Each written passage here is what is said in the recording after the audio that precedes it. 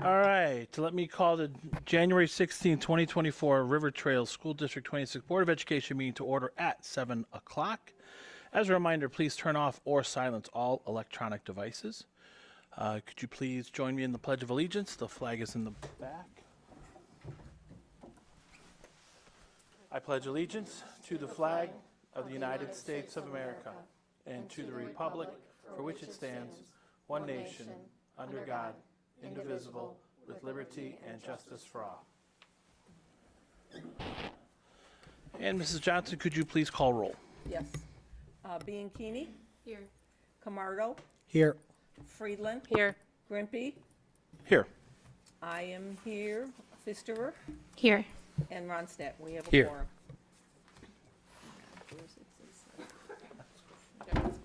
Sorry. I had a whole pile of stuff in the way. Okay, next up is the consent agenda. Looking over the consent agenda, are there any items that a member would like to remove or further discuss, or a question of clarification? Hearing none, I'd like to entertain a motion and a second to approve the consent agenda as presented, which includes the following: the Board of Education meeting minutes for December 19th, 2023, the Board of Education closed session meeting minutes from December 19th, 2023, the personnel report, actual payrolls, bills, and checks, and travel report. So moved. Second. Moved by, that was Camardo, right? And second by Friedland. Okay. Any comments or questions? Okay, could you call roll, please? Yes. Friedland? Yes. Ronstadt? Yes. Pfisterer? Yes. Bianchini? Yes. Camardo? Yes. Grimpy? Yes. And I vote yes. Motion carries. All right, next up, I hereby entertain a motion and a second to open the public hearing concerning the issuance of general obligation bonds, alternate revenue source of the district in an agreeable principal amount not to exceed $20 million for the purpose of improving the sites and altering, repairing, and equipping school buildings and facilities at 7:02 p.m. for the River Trail School District on the issuance of alternate bonds. Moved. Second. So that was Pfisterer and Bianchini. Okay. Roll call? Please. Okay. Grimpy? Yes. I vote yes. Friedland? Yes. Ronstadt? Yes. Bianchini? Yes. Camardo? Yes. And Pfisterer. Yes. Motion carries. We're in public hearing.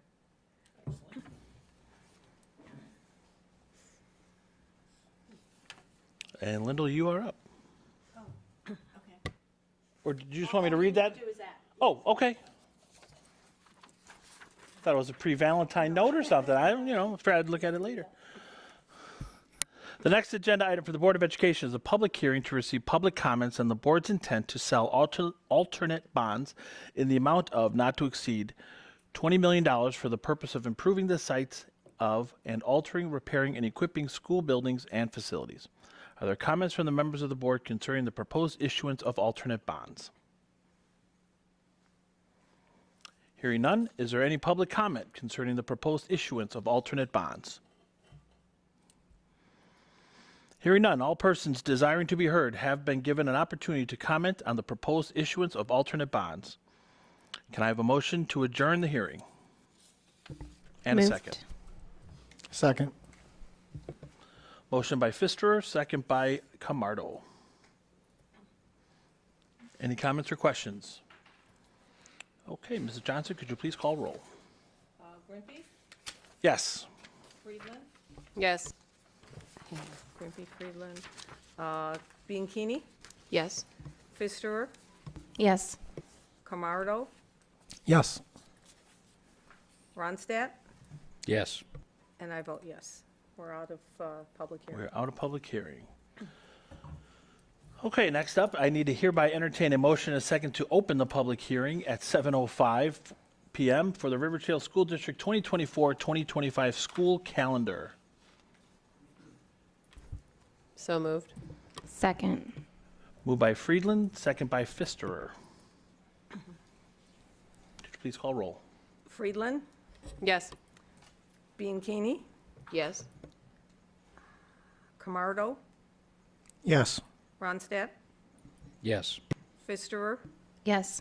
I vote yes, and Grimpy. Yes. Okay, our public hearing is open. Mrs. Yeah. Seifert, you have at 7:05.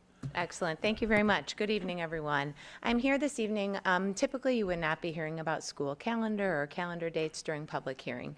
However, this year, with some unique situations that have come across the Teaching and Learning Committee, we do need to look at the potential of potentially using some of the typical school holidays for either instructional days or institute days during the 24-25 school year. So for that reason, I am here this evening to share that proposal as well as seek the approval of the board in order to use those days flexibly. We are having some technical difficulties, so you do have the PowerPoint in your board packet. I will make sure to kind of point out what slide I'm on at the time so that we can hopefully all follow along together, and thank you for bearing with me on that.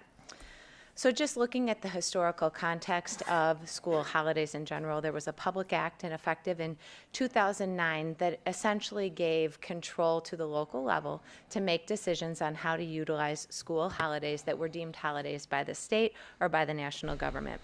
Beginning in 2009, they removed something called a waiver process that used to be in place, where school districts had to file waivers with the state and with their local regional office of education in order to use a school holiday for, as I said previously, either an institute day or a student attendance day, and it put that control in the hands of the school board. You're going to notice that in that first bullet point there, it talks about the 5 legal school holidays. They had added Good Friday into that as well. They just never took the time to amend the Public Act, and therefore it was never written into the actual code. However, when we worked with the Regional Office of Education and learning about this, we did learn that Good Friday also fell under the same provision. The 2 days that we're here this evening to speak about are Martin Luther King Day next January in 2025 and Good Friday next April in 2025. So I am going to move on to the slide on the approval process.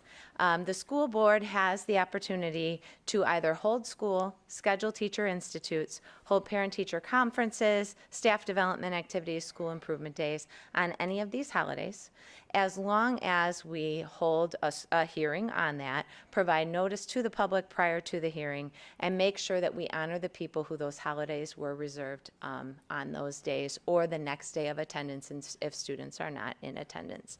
Hence the reason why I'm coming to you this evening. Moving on to the next slide, what we are looking to do for 2024-25, excuse me, is to utilize Monday, January 20th, the Martin Luther King holiday, as a student attendance day, and Friday, April 18th, which is Good Friday, as an institute day for teachers.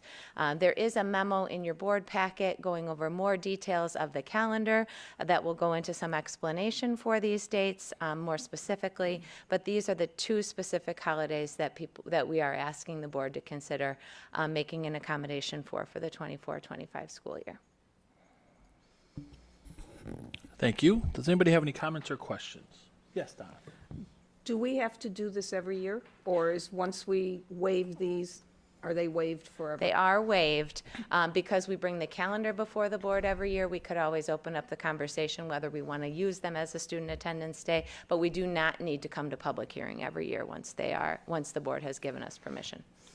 Well, I guess the follow-up question is, excuse me, so next year when the calendar, or the year after that, 25, 26, when calendar's been being put together, are those 2 days back in play, or are they what we deem them to be tonight? Is that how they are going forward? No, it doesn't have to be. I don't think that's the intention of the committee. The intention of the committee is to maintain them as holidays. However, obviously for next year, that was something that we needed to look at. Got it. Okay, thank you. Anybody else? The student attendance day, is that going to be a full day? Yes. And when will we see the rest of the schedule for next year? Later on this evening. Okay.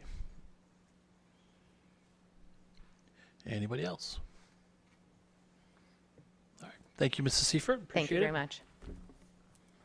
Let me get a motion and a second to close the public hearing at 7:10 for the River Trail School District 24-25 school calendar holiday waiver.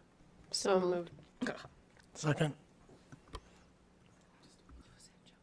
All right. Bianchini and Camardo. Okay. Yes or no to go out of Yes. public hearing? Correct. Grimpy, Yes. Ronstadt, Yes. Bianchini, Yes. I vote yes. Friedland, Yes. Camardo, Yes. and Pfisterer. Yes. We are out of public hearing. Thank you. Next up is RTEA comments. Bob, you have the floor. Good to see you. Likewise. Thank you, Mr. President. On behalf of the RTEA Executive Board and the entire membership, I'd like to thank the Board of Education and the administration for the wonderful ongoing working relationship that we have. I'd also like to thank the board for approving going ahead with the construction at Euclid and moving forward with looking into construction for Indian Grove. I know it's never easy to spend money, especially when you are tasked primarily with safeguarding the money of the public. So I must say thank you. I believe that it is well spent. Thanks. Thank you.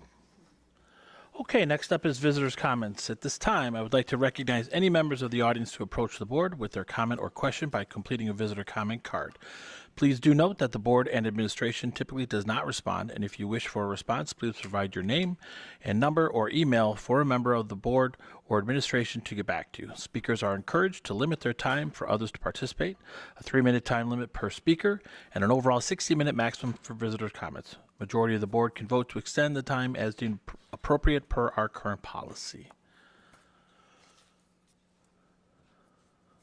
Okay, hearing none, we'll move forward with board communications. This is an open agenda. Does anybody like anything to add anything? I have a technical question. Is it possible to lower the volume back there? I get the echo back like 2 seconds later. Very good. All right, next up is district recognition. Okay.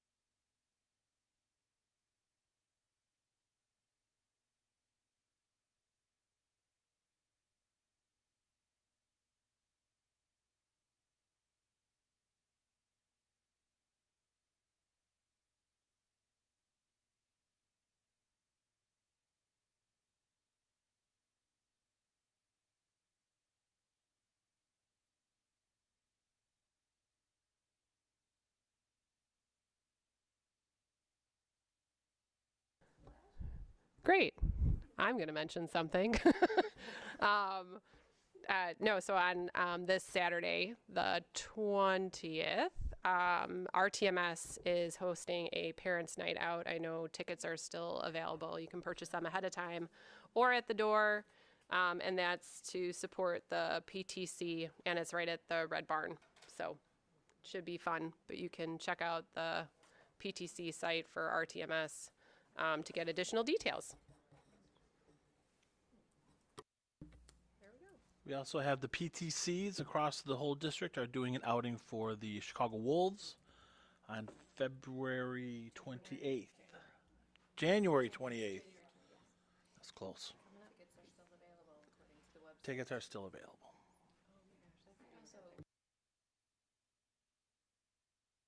Is it on? Oh, there we go. No, I think I'm on. Okay, there we go. Just very excited. I am able to participate in the 2 IASB trainings coming up the 18th and the 25th. One is on DEI and inclusion. The second is on teacher retention and administrator retention. So very excited. These will be my first exposure to these two. So I'm looking forward to those. They are the webinars. Yes, so we're very excited about that. They seem very interesting and very well-rounded from the syllabus that I had seen. So very excited. Not as good as the ready? Wolves game, but All right. No, you're good.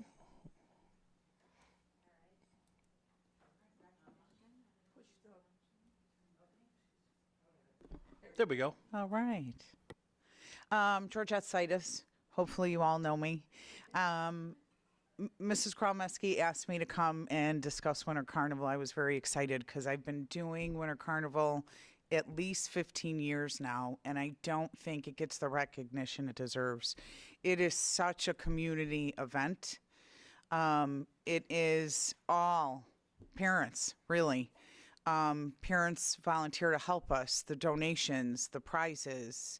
It is also, most importantly, a fundraiser. So when I think back, this year was our 30th Winter Carnival.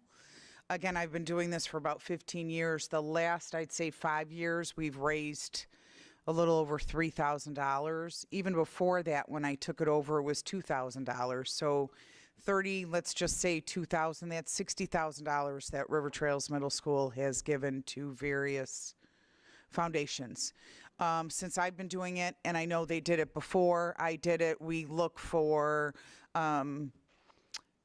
any type of local organization that affects our kids. We want to make sure that it's our community, that they support families in Mount Prospect.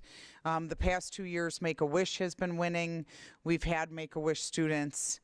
The years before that was Shelter Inc. We donated 1 year, I think it was COVID, to the Mount Prospect food pantry. So we like to keep it local. We're always searching to make sure it hits home. The proceeds, again, benefited Make-A-Wish and students in need in our school community. There's a certain portion that's given to the Principals Fund for our kids here that need something. Again, staff and volunteers, there's games, there's tickets, there's sales, collection, donations. What was really neat this year was we were short gift cards. We usually get stacks and stacks of gift cards. And Mrs. Christopoulos and I went to Target. She lives in the neighborhood, ran into a parent and said, we're really short gift certificates. I think that was on a Thursday. We ran during our planning period, second period, to buy some more prizes for the kids. And by the end of the day, this parent got it out there. I think it was on Facebook. By the end of the day, we had over 100 gift cards for the kids in the office in the same day. Everything is donated. We tried to get a good picture so you could see. That's what the office looks like the day of Winter Carnival. Again, all donations from families, from parents. And then that second picture is the famous boutique. The kids go crazy over this boutique. We set it up in the library. They can use their tickets to purchase stuff for them. A lot of them will purchase gifts for siblings, holiday presents.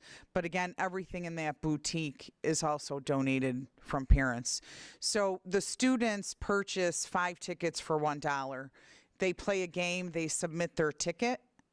And then what happens is that ticket goes into the raffle prize. So every few minutes, the secretaries choose a raffle prize for the students. Our big gifts we always have 2 bicycles. This year, PTC purchased 1. And then since we needed a second one, because we've always had 2, we took money from the donations and were able to purchase another bike. And the kids, as you can see their faces, go crazy. That's the big finale. And here's just some pictures of the kids having fun, because that's what they do. The cool thing is when you walk around Winter Carnival, no one's ever really alone. They're really not. They're always in groups. They're playing games. They're hanging out. They're just laughing and having fun. We do, of course, try to stress the fundraising part. I think they get it. Last year, there was a student who gave Ms. Christopoulos a $100 bill, and she said, "You're not giving me this $100 bill. You are not buying that many tickets." She felt bad. So she called the parent, and the parent said, "Yes, I want to donate that $100 to Make-A-Wish." So I think it's out there, the fundraising, and of course, these places are always grateful. But it really is community. It's really our parents. Our teachers have come through. We always take a cash donation. That's how Mrs. Christopoulos and I were at Target buying more raffle prizes. The teachers will give money and we'll go out and buy, kind of fill in the blank, see what's needed. So when do you start? Like you just had it. Yes, we, Mrs. Christopoulos and I start planning about a month before it starts. It's always the last day of school in the afternoon. Any other questions or comments? That's awesome. This is fantastic. I agree. It doesn't get the recognition it absolutely truly deserves. I'd love to make a comment. Thank you so much Yeah. for doing this. And I was able to observe as a PTC member during COVID exactly how that went. And it was amazing even that year, the dedication that the kids had to the awareness of the fundraising portion. And this year I sold, I believe, on only the second shift, we had to run out and get extra rolls of tickets because those tickets that we were selling, we actually wound up trying to make them last even longer, and we still had to run to Party City, and we, had to buy them out of those big rolls of tickets. So it was amazing. And the kids actually just have an amazing time. My son is the one viciously pushing others out of the musical chairs. However, it was all done in fun. So we appreciate your effort in that. Thank you so much. You're welcome. Yeah, I mean, the kids' selflessness is just so encouraging. This is fantastic. It is. The parents too. With no everything doubt. they Sure. donate. But yeah, the kids really get into it. They come with their money. And we've had kids who will leave the money and don't take the tickets. They don't want the tickets. They just want to donate. That's awesome. Anybody else? Well, thank you for coming in. Thank you for Sure. presenting. And Thanks thank for you for all having you me. do.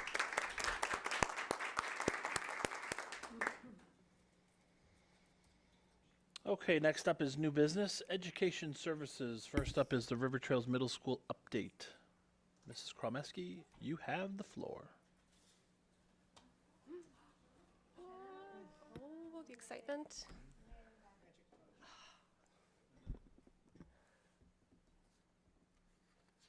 All right, well, good evening, everyone. So thank you again for allowing us to recognize Mrs. Zaitis and Mrs. Christopoulos who's in here this evening. Like they said, it's all about our community, and that's one thing we are going to talk about tonight. I know usually we have these meetings in June, and it's the end of the year. This was a really cool opportunity, I think, to do this mid-year so we can have time to reflect. You look at what we start off the year doing and what we want to accomplish by the end of the year as well. So thank you again for letting us come in. I know, you guys have the thing too. I know when Mrs. Daly came in last month for the Euclid update, she went over our district strategic plan and just how, every year Dr. Megerly, she gives us some key focus areas that align with our strategic plan just to look at as a building. So we are going to talk tonight just about how River Trails is looking at the areas, or are looking at the areas of collaboration, curriculum, and community. We really always want to focus on these things because we want to make sure that, along with the guidance from our school improvement team, we are always focused. We're doing things with purpose. We're doing things on purpose. And while our school improvement plan focuses directly on student growth in the areas of, of reading and math and student engagement, we are looking at some other things as well. So again, thank you for letting us come and talk to you today, because together, the school board, the community, we are working to make sure our students that we're working on our head ready goals, our heart ready goals, because at the end, when they leave us in 8th grade, we want them to be as life ready as possible. We want them to be on the path to becoming lifelong learners, to be critical thinkers, problem solvers, and I think most importantly, to be kind members of our community.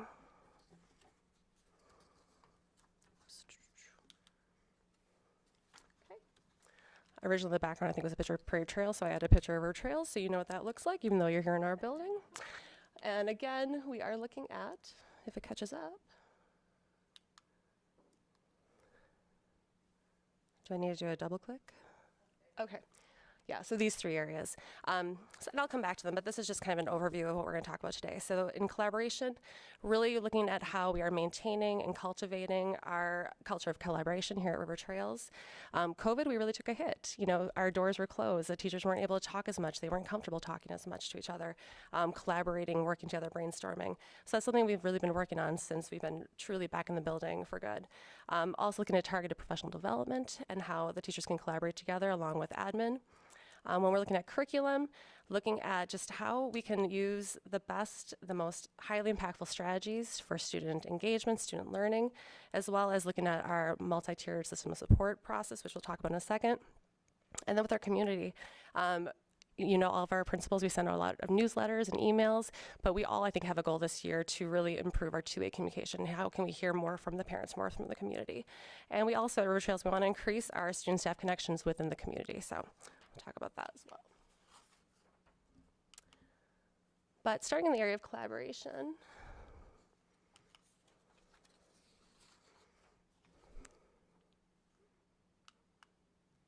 I mean it, guys, come on. Okay.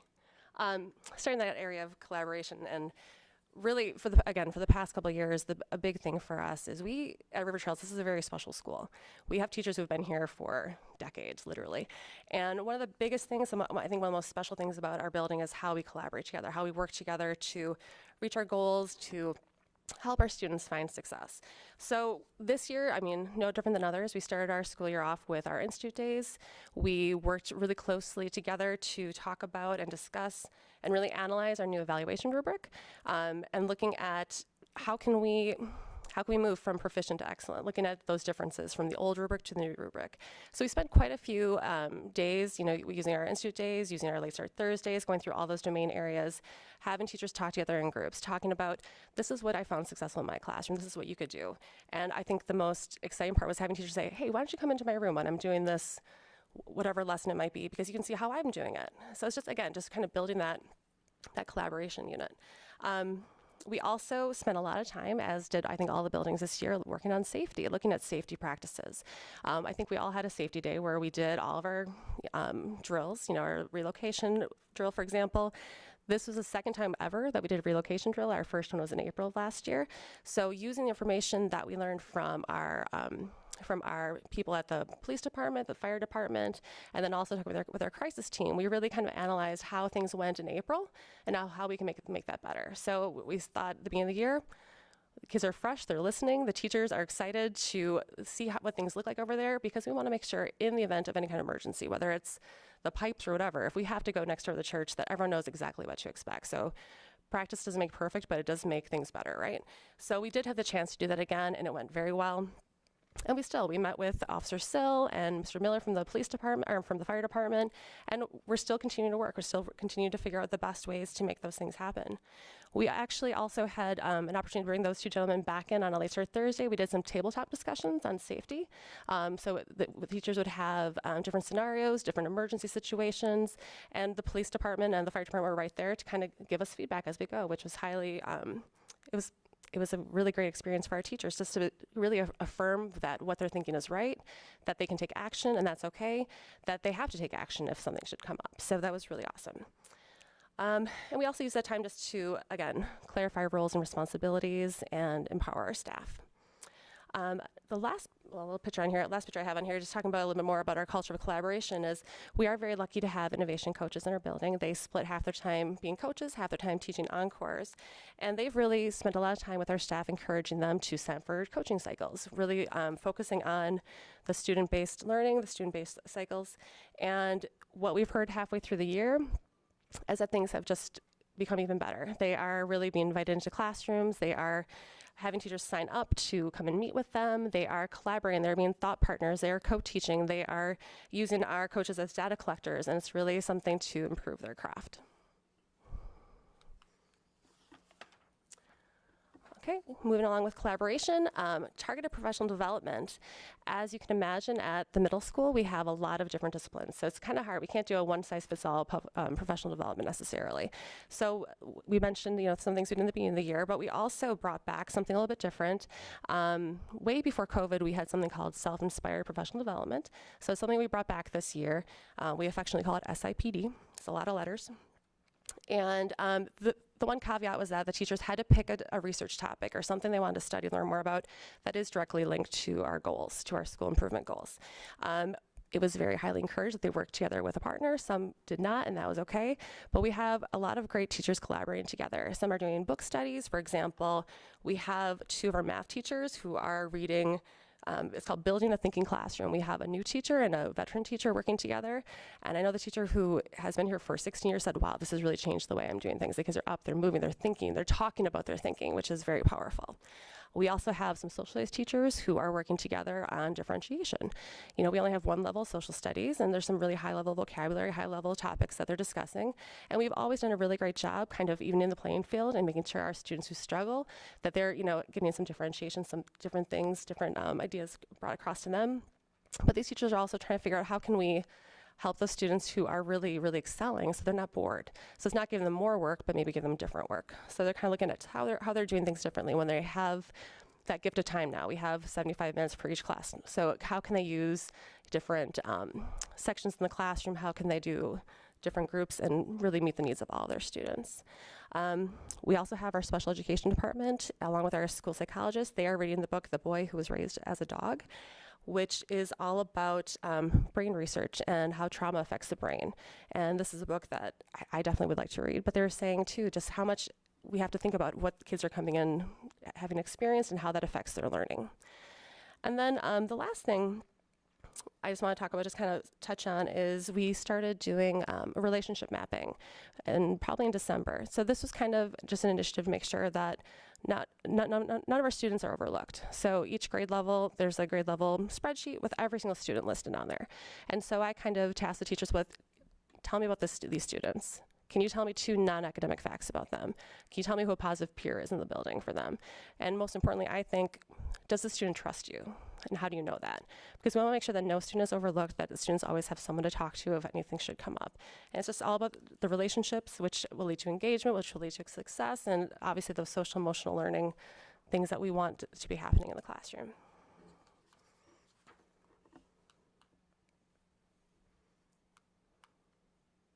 Okay, curriculum. I mean, as you already know, learning is paramount, especially, in our school systems. So I kind of mentioned earlier, one thing that we were really looking at this year is how we can identify and implement high impact strategies. The first half of the school year, we worked together with our school improvement team to create kind of a rubric, like a walkthrough form that kind of was looking at what does engagement look like in the classroom? Because I wanted to be able to give our teachers really quick, timely feedback. Kyle and I, Mr. Hinkle and I walked into the room 5 minutes. This is what we saw. So we worked together with our school improvement team to just kind of figure out what are some of the look fors. What does it look like? What does it sound like? And so again, we were able to go in there really quickly, check off some of those boxes, and give feedback to the teachers quickly, which was really awesome. It was very low stakes for the teachers because we were really in there watching the students. And again, a really happy thing from that is that we had a lot of teachers saying, thank you for the feedback. Hey, can you come back on Friday? I'm doing this again. Or I want to see how the students react to this. So that was really powerful. We had about probably, I think, 80 forms completed, and we are going to be reinstating that for the second half of the year, but we're going to be looking at things a little bit differently. At our January Institute Day, we were focusing on, again, those high impact strategies. If any of you have heard of this guy named John Hattie, he was this theorist, we'll call him an educational theorist, but he's done a lot of studies on what makes the biggest impact on students, either for the good or the bad. So, I mean, there's a list of over 250. Our school improvement team, they were tasked with how can we narrow this down to just six things. What are things that you're seeing that are successful? Up on here, we have the 6 that were listed. So on our Institute Day last week, I can't believe that was only last week, we had our core teachers were here, so science, math, social studies, ELA. They were here and they got to pick a strategy out of the bucket, basically. So they were then told, okay, now go back to a classroom. You guys are working together as a group. Tell us all about, for example, cognitive task analysis. what is it? Why is it successful? What are some possible challenges that we would see with using these tasks or these strategies? How can we use it? What does it look like? What does it sound like? How would we see it in ELA, in science, in gym, whatever it might be. So that was something that they did. They came back then and they taught the rest of the group. We are going to be coming back together as a school improvement team. So based on that feedback, that research that our teachers did last week, and like I said, we're going to revamp that walkthrough form. So we're looking now for specifically how are these strategies being used in the classroom? Because I did ask the teachers when we all came back then again on Thursday of last week with our encore teachers as well, what is something that you really want to focus on? So we're going to be working on just a little bit more, teacher education, some more professional development. The teachers this is how it could work, and kind of hoping to partner these teachers up with their colleagues who feel really comfortable with these strategies so they can see that in action. Okay. Also with curriculum, I mentioned it earlier, the multi-tiered system support, which is something that we really had to, and we're still in the process of revamping at the middle school. We want to improve that process. We had the luck again last year of being able to add a reading interventionist. One of our ELA teachers took on that role, and this year we're so happy to have also added a math interventionist. Again, we have the luxury of 75 minutes of class time. So a lot of intervention, like that tier 2, the kind of the bigger intervention stuff can happen during the classroom setting, but we do still have kids who need more. So we now have that opportunity during the day. So we are doing everything we can just to improve the academic, the behavioral, the social emotional success of our students through that MTS process.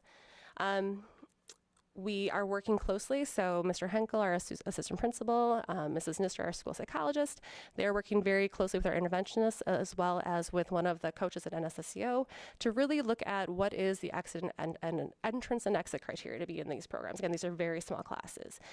What is best practice in progress monitoring? How are we making sure the kids are getting what they need? Because the goal is, once they've gone through a cycle, if they got it, then they would leave the intervention class. The other thing along this line too is we are continuing with the implementation and improvement of our daily advisory period. At the elementary schools, they have their morning meetings. We have advisory. It's 15 minutes every day, either before or after lunch, depending on the grade level. And our social emotional team, learning team, our social workers in particular, they spend a lot of time supporting our teachers and creating these lessons for them. And we are piloting Rethink Ed this year, which is kind of similar to Second Step at the elementary school, which is another social emotional learning platform. So we are working together to hit all those boxes. Okay, and then community. Georgette talked a lot about a community, and again, I can never stress how important our community is here at River Trails. Like I mentioned, you guys get lots of emails, lots of newsletters, things like that. The one thing I think all of the principals this year we really wanted to improve upon is our two-way communication. So we're doing a lot of talking at the community. Are they able to talk back to us? And I think we hear when there's a concern, but we don't always hear when there's good things to share too. So we want to make sure that our parents, our community, they have opportunities to share what they're feeling with us as well. One thing we added at the middle school this year is something called Ravens Unite. It's an every other month coffee talk. We started with the 6th grade group and then 7th grade group, and actually this week, Thursday, we have an 8th grade group, so we're hoping to really get those numbers up for parents coming in, because I'm guessing at this point in the year, they really want to know about the transition into high school. We are offering a virtual invitation, just because it's hard. I know it's hard for parents to be, leave work, or if they're at home with little ones, it is hard for them to come in. So we will have a virtual option as well this week. And I can't speak enough about how wonderful our PTC is. I mean, that's probably the group of parents and community members that we hear the most from. We have, regular meetings every month. We have one tomorrow right before our Hero Night, so we'll talk about that in a second. But they really worked so well with us. Our teachers are so grateful for their partnership. Without them, we couldn't have our rec night, our school dance. Next month, I believe it's February 23rd, we have Pack the Place. So you can see Mrs. or Dr. Miley cream all the kids at volleyball, right? So it's a really fun activity for 5th through 8th grade students to come in. They can, there's some certain activities that they can do, and then they get to watch the staff versus student games. So it's a lot of fun. Our PTC is so special. I know last year with the loss of Coach Keene, they really worked together with the community to raise money to have a memorial for him. So I did include a picture of the Coach Keene personalized jersey that was put up in time for basketball season. And what else was I going to say? again, continuing to look for ways for our staff to work with our parents, because they have done so much good for us, and we appreciate them. We also are working on increasing our student and staff connections in the community.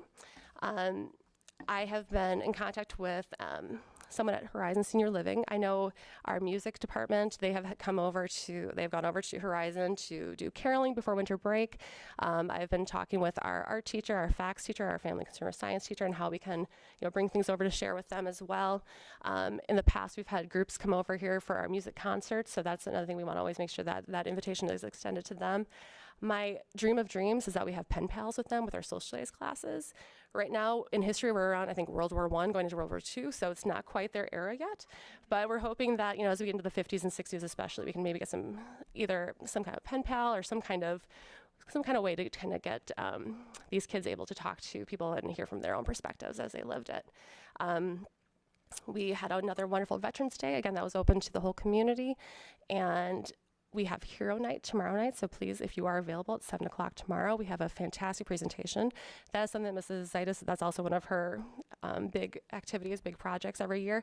And that's something where our students are able to honor a personal hero, whether it's a family member, a neighbor, a coach, a teacher, whoever it might be. And they are so brave, and they get up in front of this whole audience and they read a poem to them about their hero.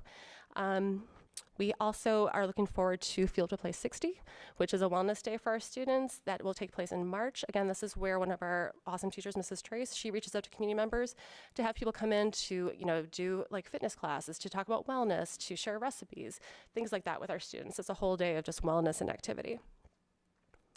Another thing that we were able to do, we were able to invite our community in. It was kind of a last minute thing. We were lucky enough to win a viewing of the documentary Angst from our Regional Office of Education, but we had less than a week to pull it off. So, but we were able to use this beautiful library to do a showing for it, and we're hoping to add some more parent education things later on this year. And then our school community itself, when we talk about community and just building community with our school, our teachers, again, we talked about that earlier, just the collaboration, but also our teachers are doing fun things together again. We have a really great book club. We had an amazing ping pong tournament. Spoiler alert, I lost.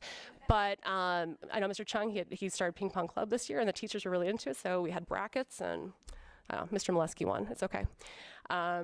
We also just doing fun things. Again, just trying to get them on talking. We had, right before winter break, we had a snowman search. Mr. Kastner was one of our winners for that. We have a very competitive group of teachers.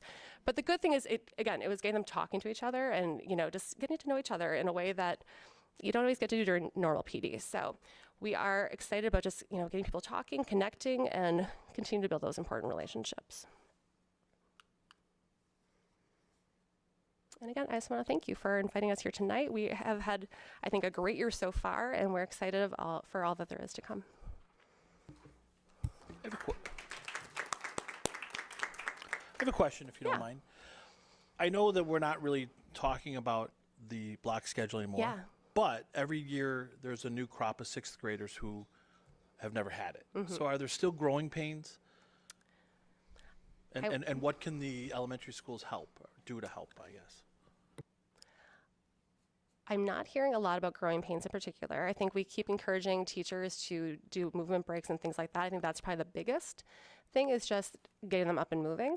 And I'd say most of our teachers, they do like at the halfway point, they take a bathroom break, they do a quick walk. When it's nice, they go outside for a few minutes just to kind of refreshen them. I think 75 minutes is a long time though for things like study hall. So that's something we need to kind of look at, and just how we kind of organize that moving forward. But I think that's for our elementary students, I think that's the big thing, and not having recess. Yeah. You're welcome. The only thing I just wanted to see, how was the turnout for the coffee, the Ravens United? Well, let me tell you. Oh, no. It doubled by the 7th grade meeting, so we had 2 people at the 7th grade meeting. Okay. Yeah. Well, I'm so happy that you're going to offer like a virtual option, because like I love the idea of it. I loved it, but I obviously was right. Yeah. So I think that helped. And then again, that was our partnership with our PTC. We had people saying, I really wanted to be there, but I couldn't. And I said, well, we can certainly add that virtual option. You can cheers us with your coffee through the screen, that's totally fine. I mean, we have the technology in our conference room so everyone can see each other if they want to have their camera on. So we will hopefully have some more people on Thursday to enjoy that time. That's totally awesome. I think it's a great idea. I think it's a nice way to just invite people in and get their opinions. So. Yeah, and the feedback we got from the 7th grade one was, I wish you did this all the time. I'm like, well, please let us know when you want to come in and talk about positive things. It's great. Anybody else?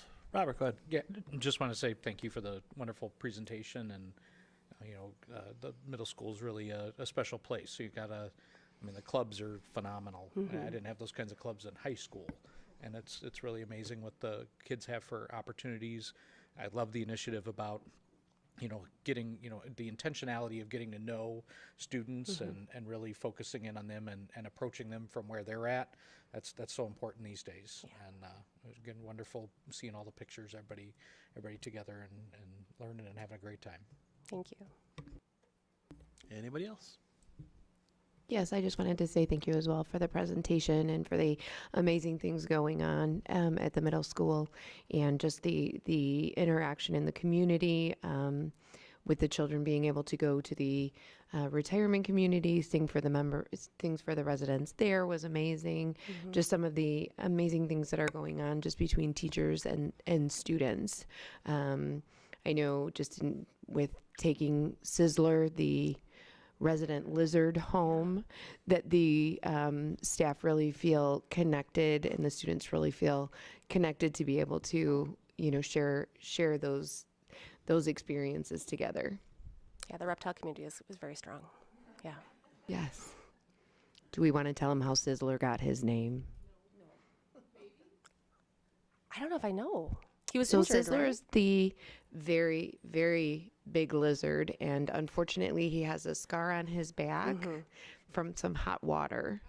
And so Sizzler, no, but he's a very loving lizard. He cuddles up with you, I and can he go get him crawls if up you your want. sleeve. No. Just so, in case anybody has a penchant for lizards, he's the lizard to take home. Anybody else? Okay. Thank you. All right. Great Thanks, to see you. everyone. Good to see you too.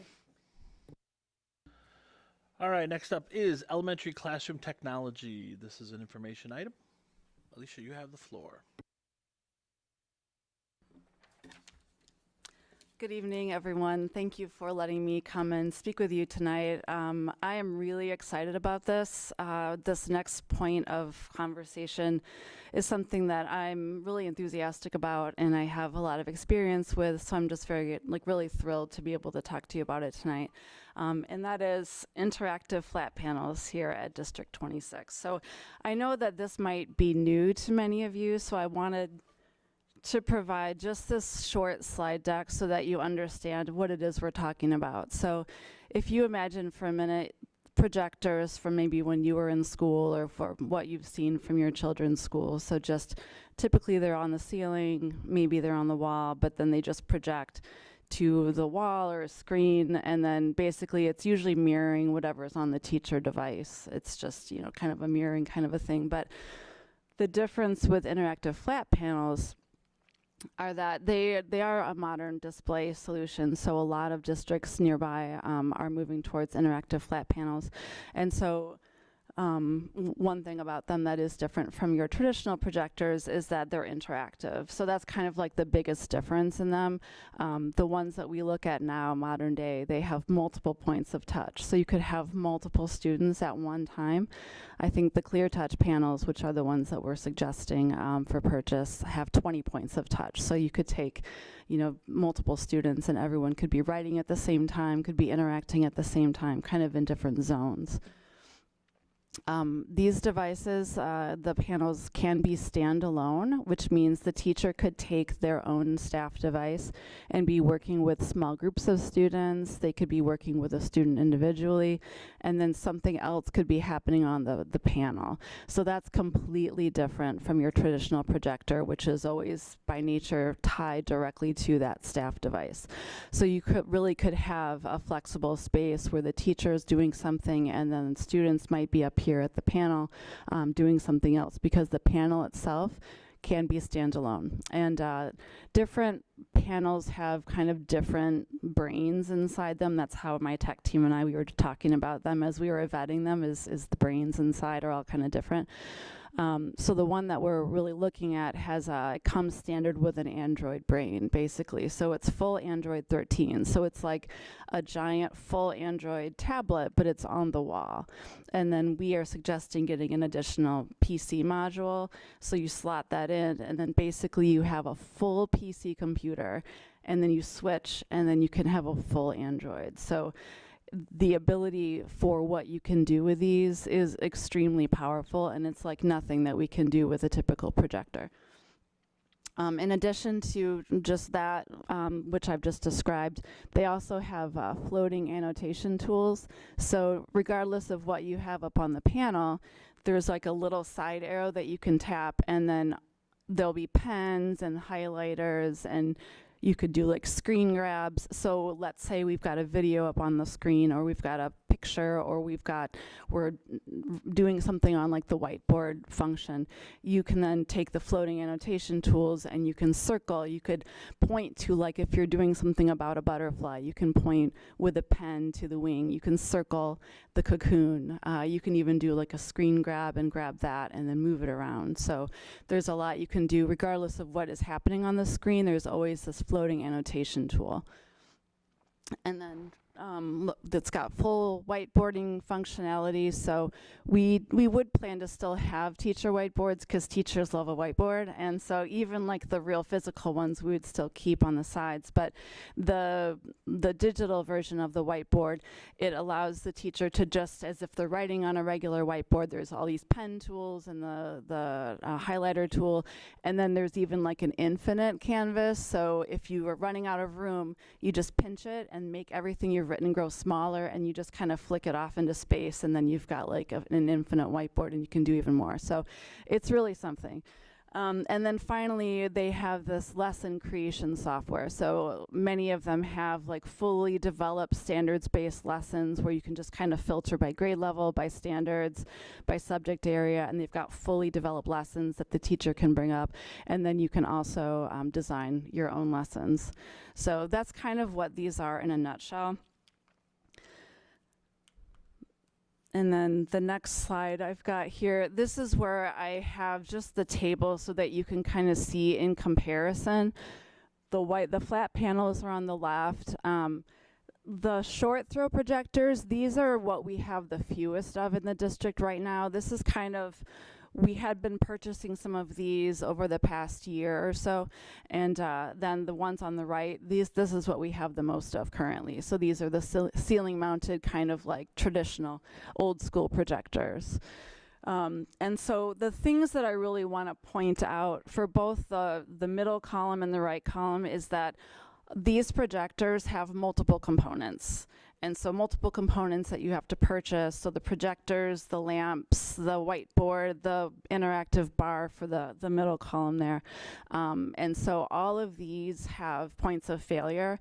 So we are often replacing lamps, we're replacing projectors, replacing fans within the projectors, replacing the whiteboards because they need to be super pristine for the middle column there.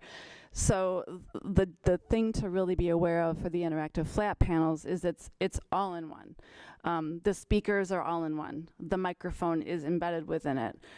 There isn't a lamp or a bulb. There isn't a fan. It's just like looks like a giant TV basically. So that's one thing that's really attractive is it would help us with both manpower, but also just the continual cost of repair and replacing all of the different parts that come with more of a traditional projector. The other thing with the middle two kind of regular projectors is that the teacher is always tethered. So the teacher always has to be tethered by a cord. And as you know, we're really trying to move towards more of a flexible learning environment. We want more small group work happening. We want just a lot more flexibility. And with the panels, the teacher isn't tethered. So the teacher can actually just be mirroring what is on their device, but there's an app for that. You can actually project whatever's on the teacher computer to the screen, but without a cord. Or of course, the teacher doesn't even need to be involved and they can be doing something completely different. The other thing that's really attractive about the flat panels is that they come with central management. So if let's say we have, at Euclid, for example, we have 40 panels at Euclid, and we can sit in our desk in the administration building, and I can control all of the panels from my desk. So I can turn them off, turn them on, set a schedule. If someone's having an issue, I can actually go directly into that panel and help address the issue. So there's this central management. We can also push out content. So if we did like a school news or something, we could theoretically push that out to all of the panels at once. We could do emergency notifications all at once, or just by panel, we can group them and tag them. So the central management is a really attractive kind of a feature as well. You can stream live events. Who knows when we'll do that, but I think that's like a really interesting feature. Just the flexibility with what you can do with these panels is pretty exciting. And then finally, just the hours of life kind of based on the expectancy is greater than or equal to about 50,000 hours, whereas the middle projectors, I think, is about 20,000. And finally, the last column is about 5,000. So they're a lot more energy efficient just because they don't use the bulbs or the lamps. And so that was another thing that we found very attractive. So this is kind of, I wanted to give you all a sense so that you can kind of compare apples to apples and see how they differ, how they're similar. And then in the memo, you have more explicit, kind of a comprehensive explanation. So can I answer any questions based on the memo? I have a couple. So you said it's like a giant tablet. Tablets have to be charged. So how do you charge this flat panel? So this would be plugged into the wall. So it would just need a simple electrical outlet. Okay. So you also said it's standalone. So I'm picturing like that. So for Euclid, we'll have one that's on a cart like that, but then the rest of them will be mounted on the wall. So like it's like a panel like at your home Okay. that's just mounted on the wall. Okay. And is the panel, how big is the panel? Because I'm thinking kindergartners are not going to be able to reach up at the top. I've been in classrooms that have Promethean boards, okay? And the kids can't get up at the top. Right. So only a third of the panel is being used. So how are you going to be, how big is it? So we are proposing for classrooms, they're 75-inch panels, and then for like small group rooms are 65-inch. And so the vendor has, they do kind of by grade level bands. They have recommended height mounts. So if you're doing it for kindergarten, first grade, second grade, they have a recommended height that they suggest you mount them. And then for third, fourth, fifth, they have another height that they recommend for those. Okay. Now, I have a friend who's a preschool teacher, and she's got this, and she took me in the room and showed me. But for the preschoolers, you know, for the little ones, the board has been broken a couple of times because the kids accidentally run into it or run their little toy into it. So how are we preparing for damage to the boards? So one of the kind of fun things that vendors like to do when they demonstrate these boards is they'll take keys and they'll throw it at the displays. So they're made to withstand like very, very intense pressure. Okay. Okay. My only question is there a warranty with them? Yes, yep. Okay. So I think the standard warranty is 2 or 3 years, and we can upgrade the warranty up to 5 or 7. Okay. I think we just would decide on which one, but definitely. I have a question on how it's cleaned. We all know kids have wonderful clean hands, and if they're touching the screen like crazy, who's going to be in charge of cleaning that?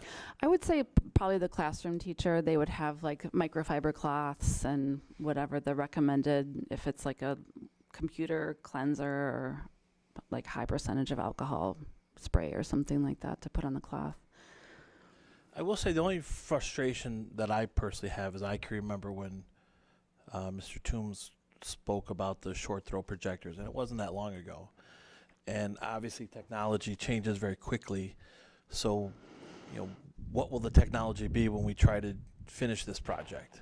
And who's going to be presenting the next great thing? And how many will we have purchased and then not be using? I don't know where this is going to go, Yeah, I understand that. And I think one thing that, since we've had a lot of the short throw projectors installed now, a couple of the issues that have come up with those is that they require an extremely flat whiteboard. And so many of the whiteboards that had been installed, they weren't extremely flat. And so the whiteboards didn't work.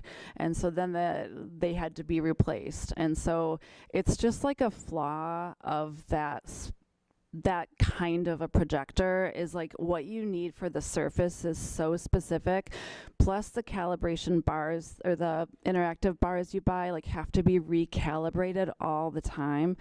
So in my opinion, it's not super teacher friendly or user friendly because they're just so persnickety, whereas these, it's kind of like plug and go. And just to refresh my memory, those were only put in at Prairie Trails, right? We didn't. Those are in Oh. Are they IG? No. Sorry, I just remember that There's a couple we at had to IG retrofit. and a couple here. Yeah, you're right. Prairie Trails is the Vivies. Prairie Trails doesn't have any. Oh, what did we retrofit them with? Yeah. A few at Indian Grove, and then some here. Prairie Trails has LCD displays, but they don't have any of the short. They have a projector in the gym, but it's not an interactive short throw. Oh, just kidding. Sorry, I am really sorry. In my head, in my head, I really had it as a short throw projector because I thought that's when we learned about them. But either way, okay. I had other questions. Okay? So when we talk about fully integrated, it will literally be in the middle of a whiteboard. So I know not everybody can see it, but there's the whiteboard over here.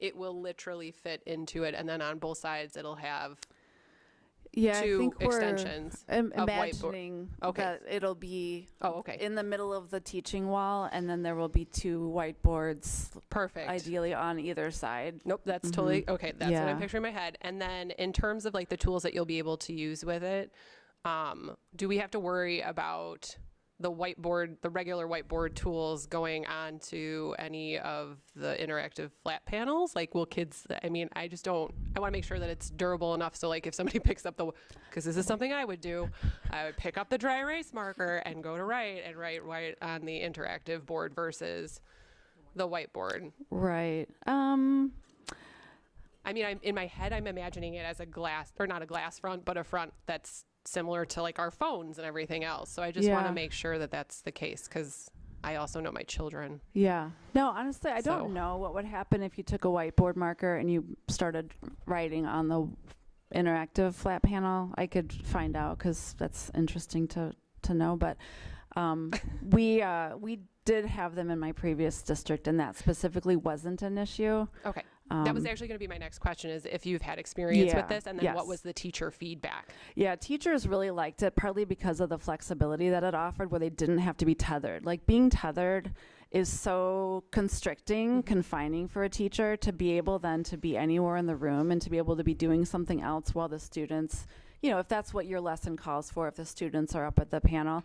And I just think the other thing that's really incredible about these that I didn't mention is that they are so bright and crisp, where even because we're doing class in the daytime, if your room isn't super dark, even with the new short throw projectors, it's not that dark. It's hard to see. And also the picture is smaller, whereas these, they're 75-inch panels, and it's 4,000K or whatever the HD is. They're so bright and crisp, but even in a bright room, they're really, really easy to see. So that's something that teachers really loved. And the sound is excellent. So you don't have to have external speakers that then the speakers don't work. Or it's just another point of potential failure that you're kind of eliminated because everything is all in one. Yeah. I find it absolutely fascinating because working in a school with these type of projectors, every time you have to freeze your screen because you want to look up a kid's schedule or you want to see something, and it's all pretty much private. So you literally have to lock your screen, and then your kids are stuck on that screen while you're trying to do other things. So I totally this understand. Really lets you divide that. Yeah, no, I really like it. Any other questions? Go ahead. Yeah, I got more of a question about, I don't know if this falls under your purview or not, but you've seen some great classroom technology over the years, even the short throw projectors, they had the drawbacks, but they've been great tools for those teachers that use them. Right. Okay, so what is their, I guess that's my concern, is you got a $2,800 panel here that you may have some teachers that no matter what are just going to use it as a projector. And, you know, a comparable 75-inch TV is less than $1,000. So is there going to be some kind of, you know, I understand the public, the pushing out the, I mean, there's some really cool stuff here, but is there a specific plan to do some training, you know, get some buy-in, and then maybe, you know, for certain teachers, you know, if it's not an appropriate fit, putting something else in, or putting in a regular TV, say just do a projector or something, I don't know. But just some kind of plan, like I just hate to see these get put everywhere and then not be used to their full extent. Definitely. Because we're really paying a fair amount extra to have, you know, the touch piece is, I'm sure that's adding $1,000 per unit. The PC module's adding a fair amount. So, you know, each one of those things, it just adds up. And I get it. I love the technology. Again, if they use it, if they want it. I mean, I guess that would maybe a question too, based on your previous experience as well. Yeah, I think that's a really great point. And so for the PD, that's a huge part of any major new technology implementation, because otherwise what's the point, you know, if the teachers don't know how to use it or feel intimidated by it. So what our plan is we would do ClearTouch offers different PD packages. So we're planning to do a 2-day full day PD with ClearTouch. They would come send a trainer out, and it would be kind of a train the trainer model. And so as part of like the negotiating, shall we say, the final pricing from ClearTouch, they did agree to throw that in for free, which is about $5,000 savings or so. So they're coming, they would come in probably August. So right before school started, we do a train the trainer. So the maybe coach, some people like designated from Euclid, and then from my team, we would be there, do the full day training. And so we would offer some kind of just-in-time training right before the school year started, so that Euclid teachers would be able to feel comfortable on day one that they could do it. So I think the first step is to, you know, talk to them about the whys and why we're going in this direction, which we've already started doing somewhat. But then doing that training that's just in time, so no one feels like they're starting off and they don't know what they're doing. So that's kind of the first thing. And then we would do some training with our train the trainer model in the very beginning. And then what I found was successful in my previous district is that once people felt comfortable, you know, with the tool, using it for kind of a standalone and then also mirroring, then after a little bit, then we stepped it up and we did kind of a level 2 training, where then we really dived into more of like the lesson creation and more of the you know, the things that are a little bit more like a higher level. So I think it would really be like that targeted, constant professional development, and then getting people excited about it. And once you get a couple of teachers in the buildings who know how to use it really well, they get excited, and then we can make sure that they can, you know, kind of help the rest of the building understand too. Okay, thank you very much. Robert, that was perfect, because you kind of said what I was thinking. Except I'm probably maybe the next level in as far as a phased approach into it. I think one of Bill's common sayings is, why always the Cadillac? And this seems like the Cadillac of projectors. I mean, because that's just what you're showing here. And the LCD TVs or screens we have in Prairie Trails, comparing it to this, just kind of going through that list of bullet points you have. You know, this compared to the LCD TVs, I guess the only thing that I really pick out, like the 20 points of touch, and I guess central management control sounds cool. Hopefully it never really needs to be used. Just to add to Robert's comments that he made, which I think are all valid and true, and I just support that publicly, that Robert's not alone in those line of thinking. That's my thought as well. Does it have to be you buy 80 at once, or can we buy 10 and then the next year buy more? And if the training is effective, we get a lot of buy-in, maybe during the training people see and they're like, that's not for me. You know, this isn't worth it. because that could be an outcome of it. So just to, I don't know, be a little bit more prudent in the full, jumping in at one time. Yeah, I think the quote that's suggested is for 40. That would be for the Euclid classrooms and then the small conference rooms. And so I think in addition to the things that you mentioned, like the management and the touch, the fact that these are standalone devices where the teachers don't have to be tethered and they can really be in different small groups or working with an individual student, I think that's like the biggest difference for me, is that where what we have at Prairie Trails, they have to be tethered by a short cord. They have to just be standing at the front of the room, or even if they use the app, they have to have their device involved. So there's no way that the teacher can be kind of doing some different things and having more of a flexible classroom space with using the Vivies. So I guess just from my own experience in my company, we have our laptops in our conference room and just the wireless USB device where you can fling up anything you want. And so then you're not tethered. You can have your own screens, just like the extended monitor. And so if you're leaving something up, you can go around to different students or different groups. So I think there is a wireless option that is available. With the Vivies, with the projectors, no. Yes, no, so but I was saying instead of a projector, getting a flat screen, LCD like what we have at Prairie Trails. It's Chromecast. Yes. And you can get a TV that runs Android 13.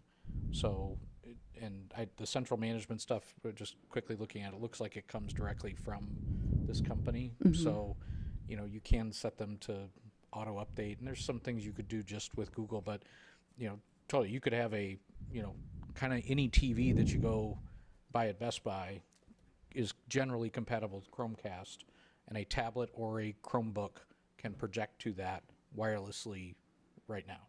So really, to your point, you're getting, there's that PC module that I'm not quite sure is, and the touch features.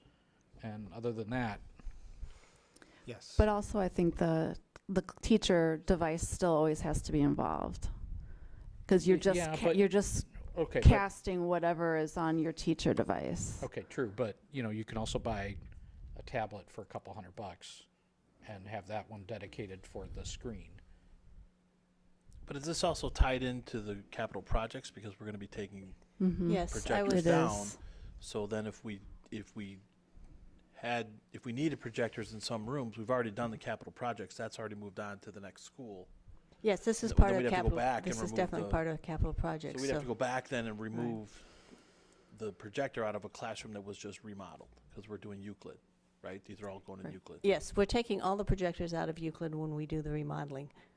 And so if we wanted to put them back, you would, I think I'm not what sure why they we're were. suggesting here, correct me if I'm wrong, Louis, is that, maybe looking at an alternative of just a TV with Chromecast instead of the touchscreen projector. Right. That is what I was agreeing with you on that. I just think they're different. They're different. A touchscreen panel is used within the curriculum. 4 kids could be up there doing math problems, each showing their work in a different way to the rest of the class versus a TV. They're different. And I'm not an expert on curriculum. I've just seen what other classes are doing. Kids could project their own stuff on the board and share their artwork or share their writing side by side, so that teachers, can show, like, he found the same answer as this, but they did it differently. Like, they're different software. They're used differently than a TV, is my understanding. So, And I'm sorry to push back a little bit. They can write the math problems on the whiteboards, and they can, but they've already done the math on their work. okay, you can also, with their Chromebooks using Chromecast, you can also project to that Project TV as 12 well. different ones at the same time. I don't know think about was that. in the. I don't think so. But we're I getting just into think we are in the weeds. Like, we're telling Well, I you was should gonna just say, use if a we can just TV. provide some guidance, like in terms of, is it cost? Is it straight cost? Is it, what are some of the concerns, so that I can send Alicia back on the right path to either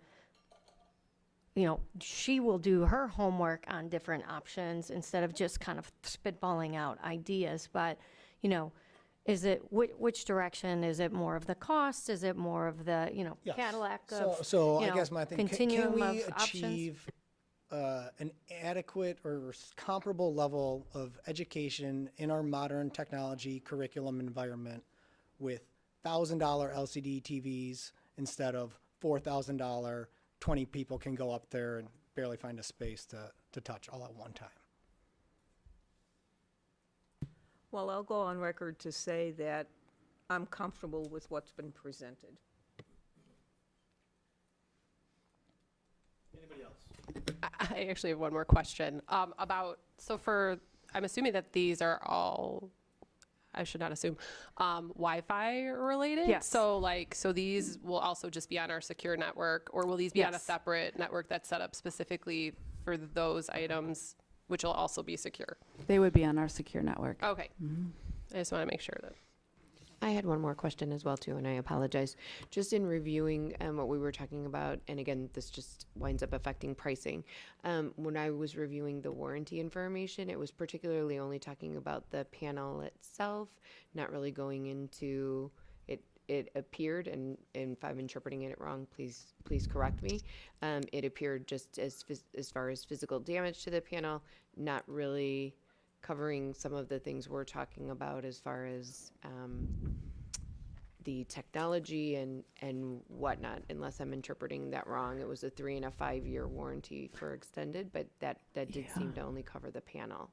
Yeah, I think it's the panel, and then just the software there. It gets updated along with the regular updates of the company software and then the Android software. So I can look into that exactly what is covered with that, but I believe that the software gets updated as they kind of come out with new software patches and upgrades. And same for Android. Since it's an Android, it would automatically get the Android patches and updates. All right, so Dr. Magerle, you asked for some specific guidance. I would personally like to see what a secondary option would look like at about half the price target.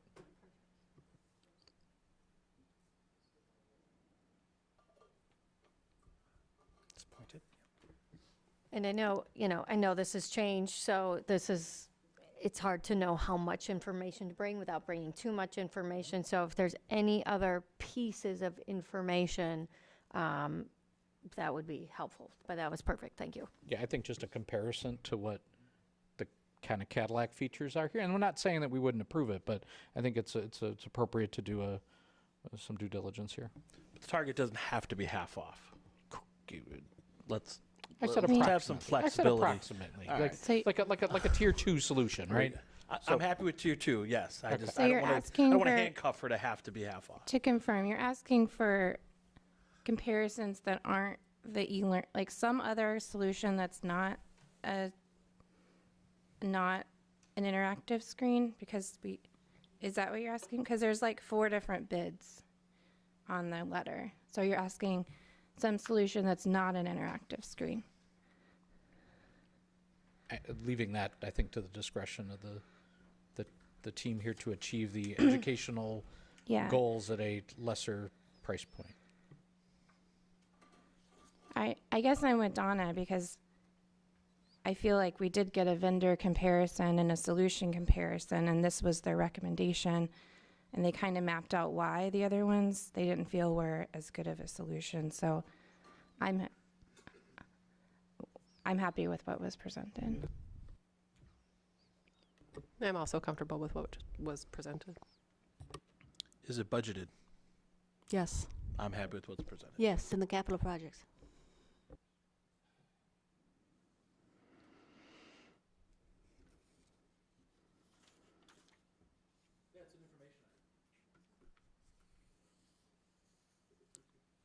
Thank you. Yes, okay.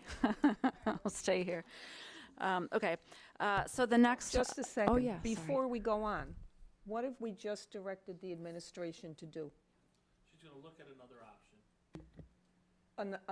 And Becky asked the question, an option without touch screens?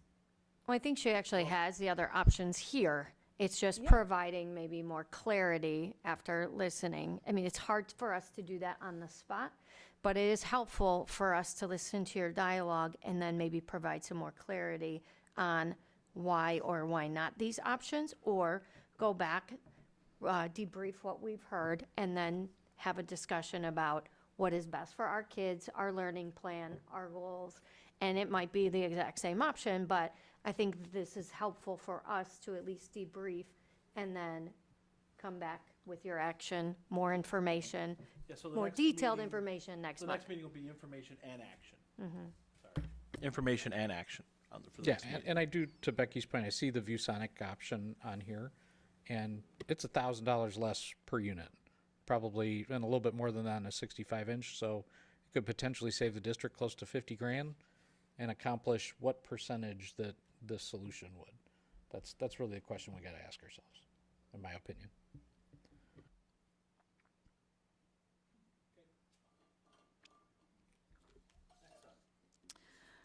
Okay, the next item is the Chromebook refresh plan. So each year, the tech department presents you with our Chromebook refresh plan, and so this is for first grade and fifth grade. And so this year, this is our Chromebook refresh proposal.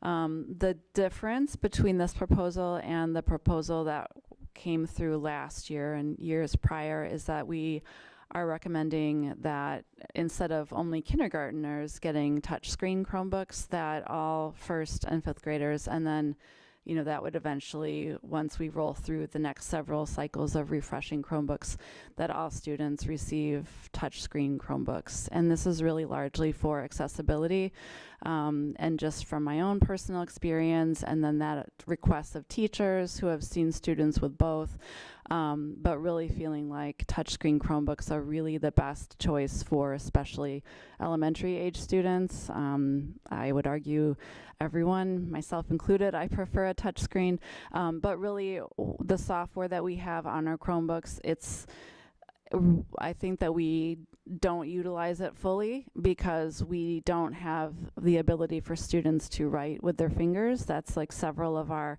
book flicks, for example, or Book Creator, for example, Seesaw. There's several that we pay for that have options for students to write with their fingers, draw, etc. And then also, just as students are able to scroll with their hands or to pinch, to zoom, it's a lot to ask for first grade, second grade adults sometimes to use a mouse on the little Chromebook keyboard to do all of that screen manipulation, and then just typing and not using the fine motor. So in my opinion, it was kind of an easy kind of a proposal to make, just again because of my own experience with these models. And then I worked with Bob and we looked at the options, and we both felt like this was the best option for our students. Yes, I have a question. Are we still offering our outgoing eighth graders the chance to buy or to keep they keep it, right? They keep their Chromebook when they leave. Last year, oh, sorry, may I speak? Okay. Last year, I know we kept them for parts and for replacements and for loaners. Matt had pulled back on them. Oh. Yeah, and so Okay. he kept them last year because I think a lot of times they transition into. Well, I was going to say, my grandson kept his, and it's a doorstop. It's not doing anything, and I've said to him, well, can I give it back to the school so you could use it as parts? And he goes, nah, I'm not ready to give it up. But That's what we do now. Yeah. We use them for parts. Okay, got it. Okay, I got an issue here. You talk about last year. I get the touchscreen, all that stuff, but back to cost. Last year, unit cost $191.71. Okay, now we're at $338. That's a 70% increase per unit, per student. It's like everything, to Bill's point, it's like it's just the Cadillac out the gate. Well, Yeah, I'm not 100% sure it's Cadillac, but I will say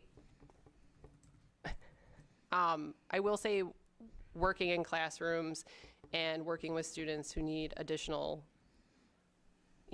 accessibility, like these are really, really key and critical to having everyone on a very similar playing field.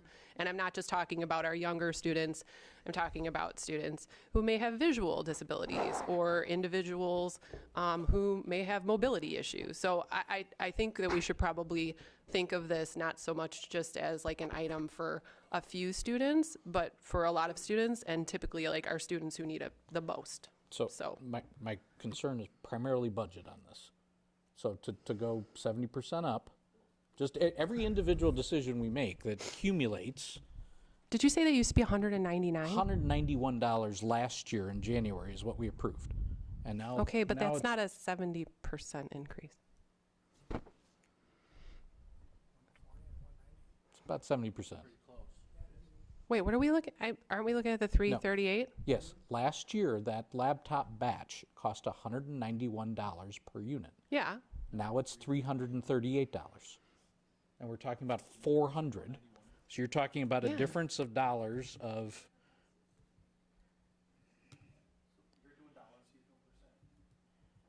Okay, you're still 191. 64%. Okay.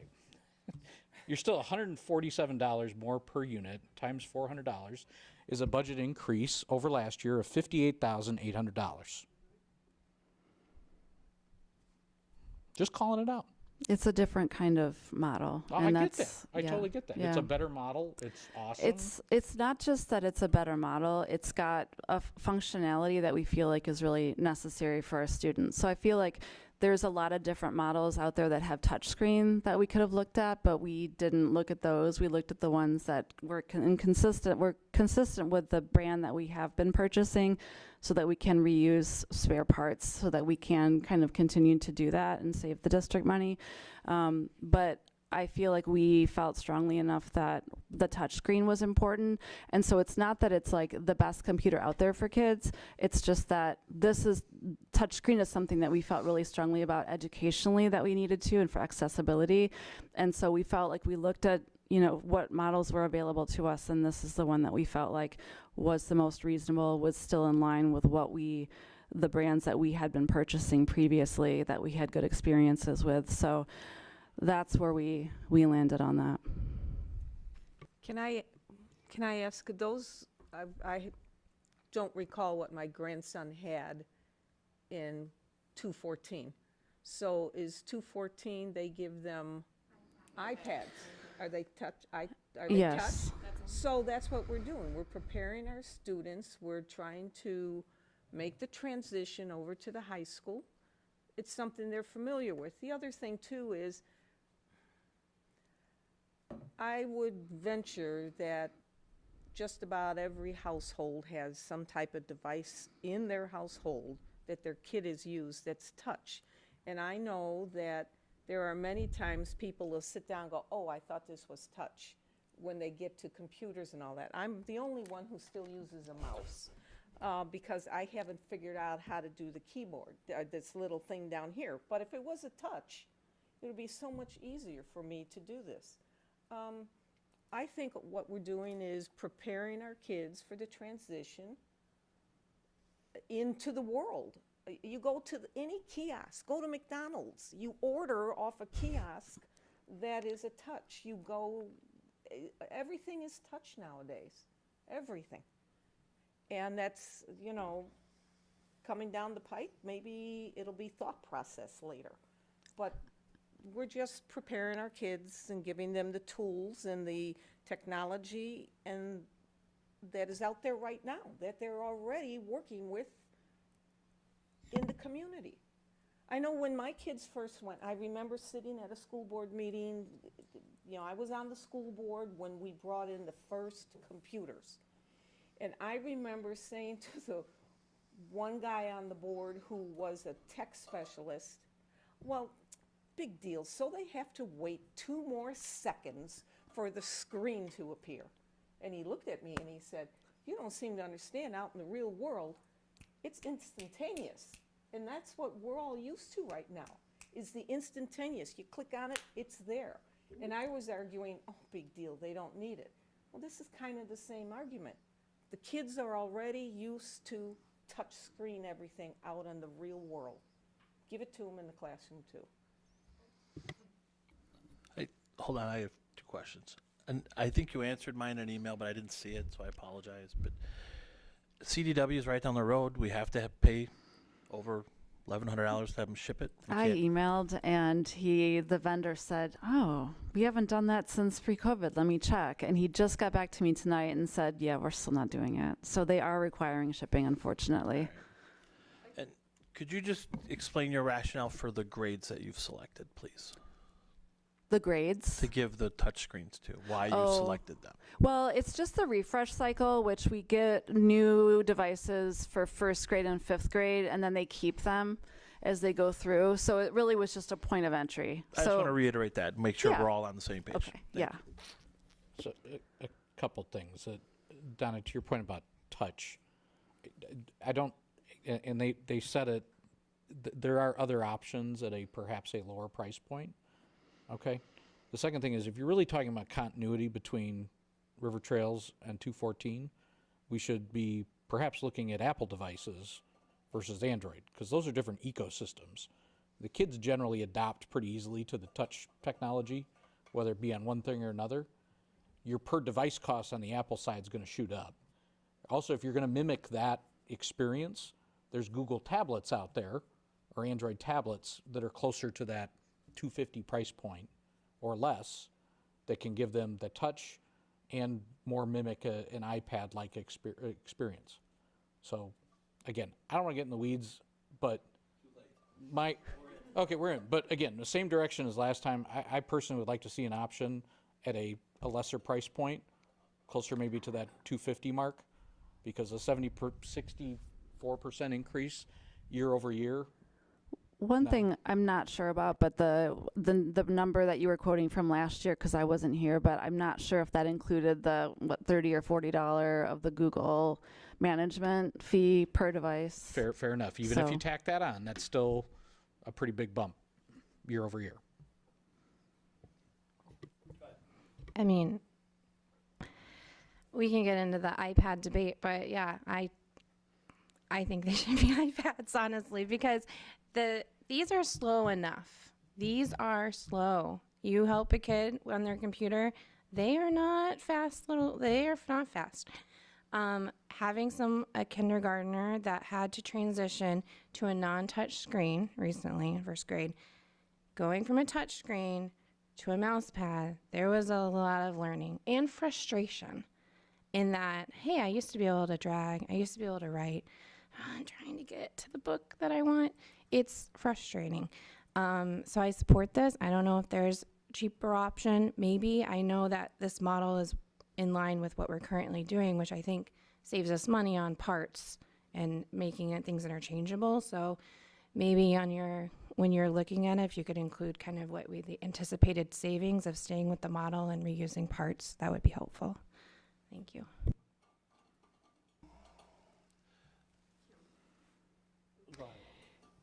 I actually agree with everybody, what everybody's saying as far as the cost increase, as well as then obviously the incoming kindergartners and the newer students that are on these devices not being familiar with it.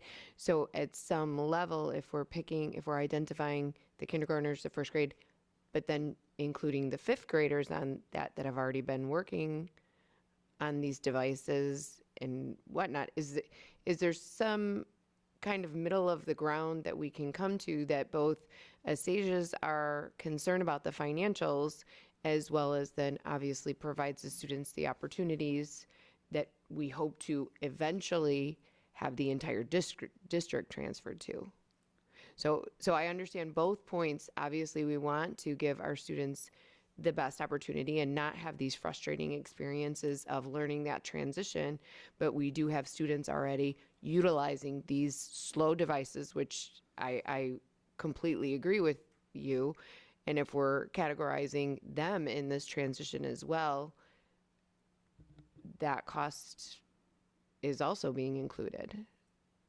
So I don't know if there's some type of exploration of a compromise in some level. Are you maybe suggesting that the fifth graders go on with a model? And the touchscreen isn't the only thing that there's a cost variance here. That prices have gone up, so you can attribute some of that, maybe 10% to just year-over-year inflation on these devices.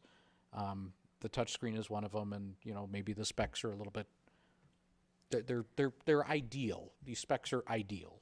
So We did go up to 8 gig from 4 gig, and that was partly to support the touch and to make sure they were powerful enough to have a good, like a fast experience. So we did go up from 4 to 8 gig. So can these updates be covered on, is anyone comfortable having these updates covered with a Friday update, or are we going to have another presentation? Not that I don't want you to present, but if we can get these updates covered on a Friday update, then it can just be,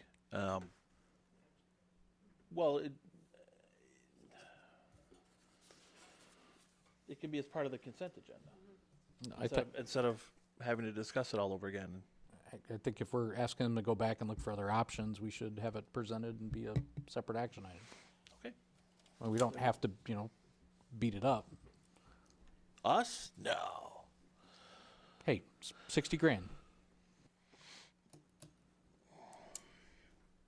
Okay, then it'll be Well, information/action. I can, after we meet and discuss, I can let you know in the Friday update if there's an alternate option or if you're going to see the same option. I mean, Oh, if that's there's fair. nothing, so just so you kind of know what to expect, or maybe deeper, more information. That's fair. Okay. So I have no right to speak, but I can speak to the price point and the difference, if you'd like. Since Alicia was not there for the last cycle, So the biggest reason for the difference in price point is the last time that we purchased Chromebooks, they were a different model, the C733. Now I know these well because this is my job. When we purchased the C733, it was at the end of their life cycle. If we purchase the same model this year, they will fall out of their coverage, their AUP coverage by Google before their 4 years that we plan to keep them for. They will fall out in 3 years. So we will have a whole year that we'll have to either get a new device or use devices that are insecure and security liabilities.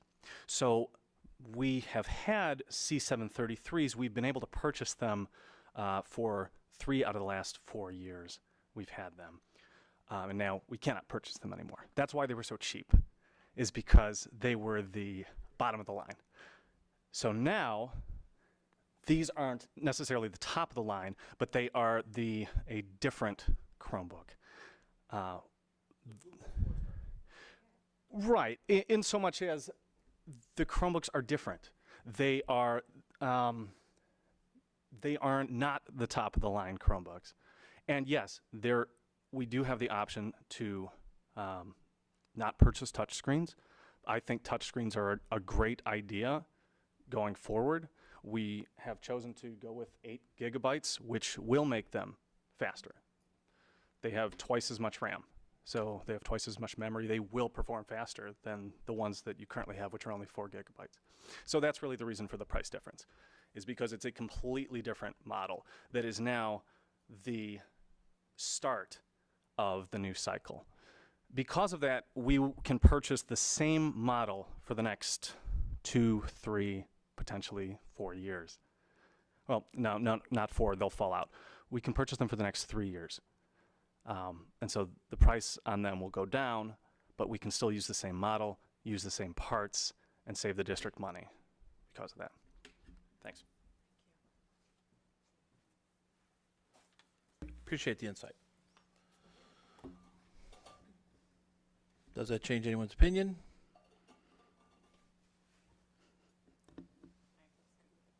Can I hear you? Anyone?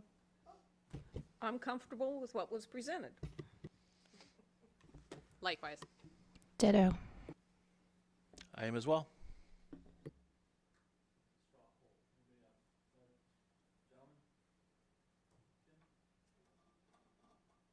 I mean, I'm comfortable with it if that's, the explanation I think is definitely warranted. And again, this is also budgeted. Yes. Yes.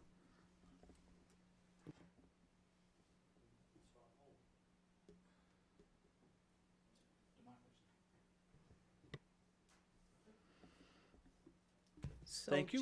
Just to be clear, the administration is not going to do anything regarding this in a Friday, not a Friday update. Will not be doing anything with this. Well, I mean, a straw poll's got 5 of us agreeing with what has been presented. Okay. Okay. So you don't have to, but I'll leave that up to you. Thank you. Thank you. Next up is the school calendar 2024-25. This is an action item.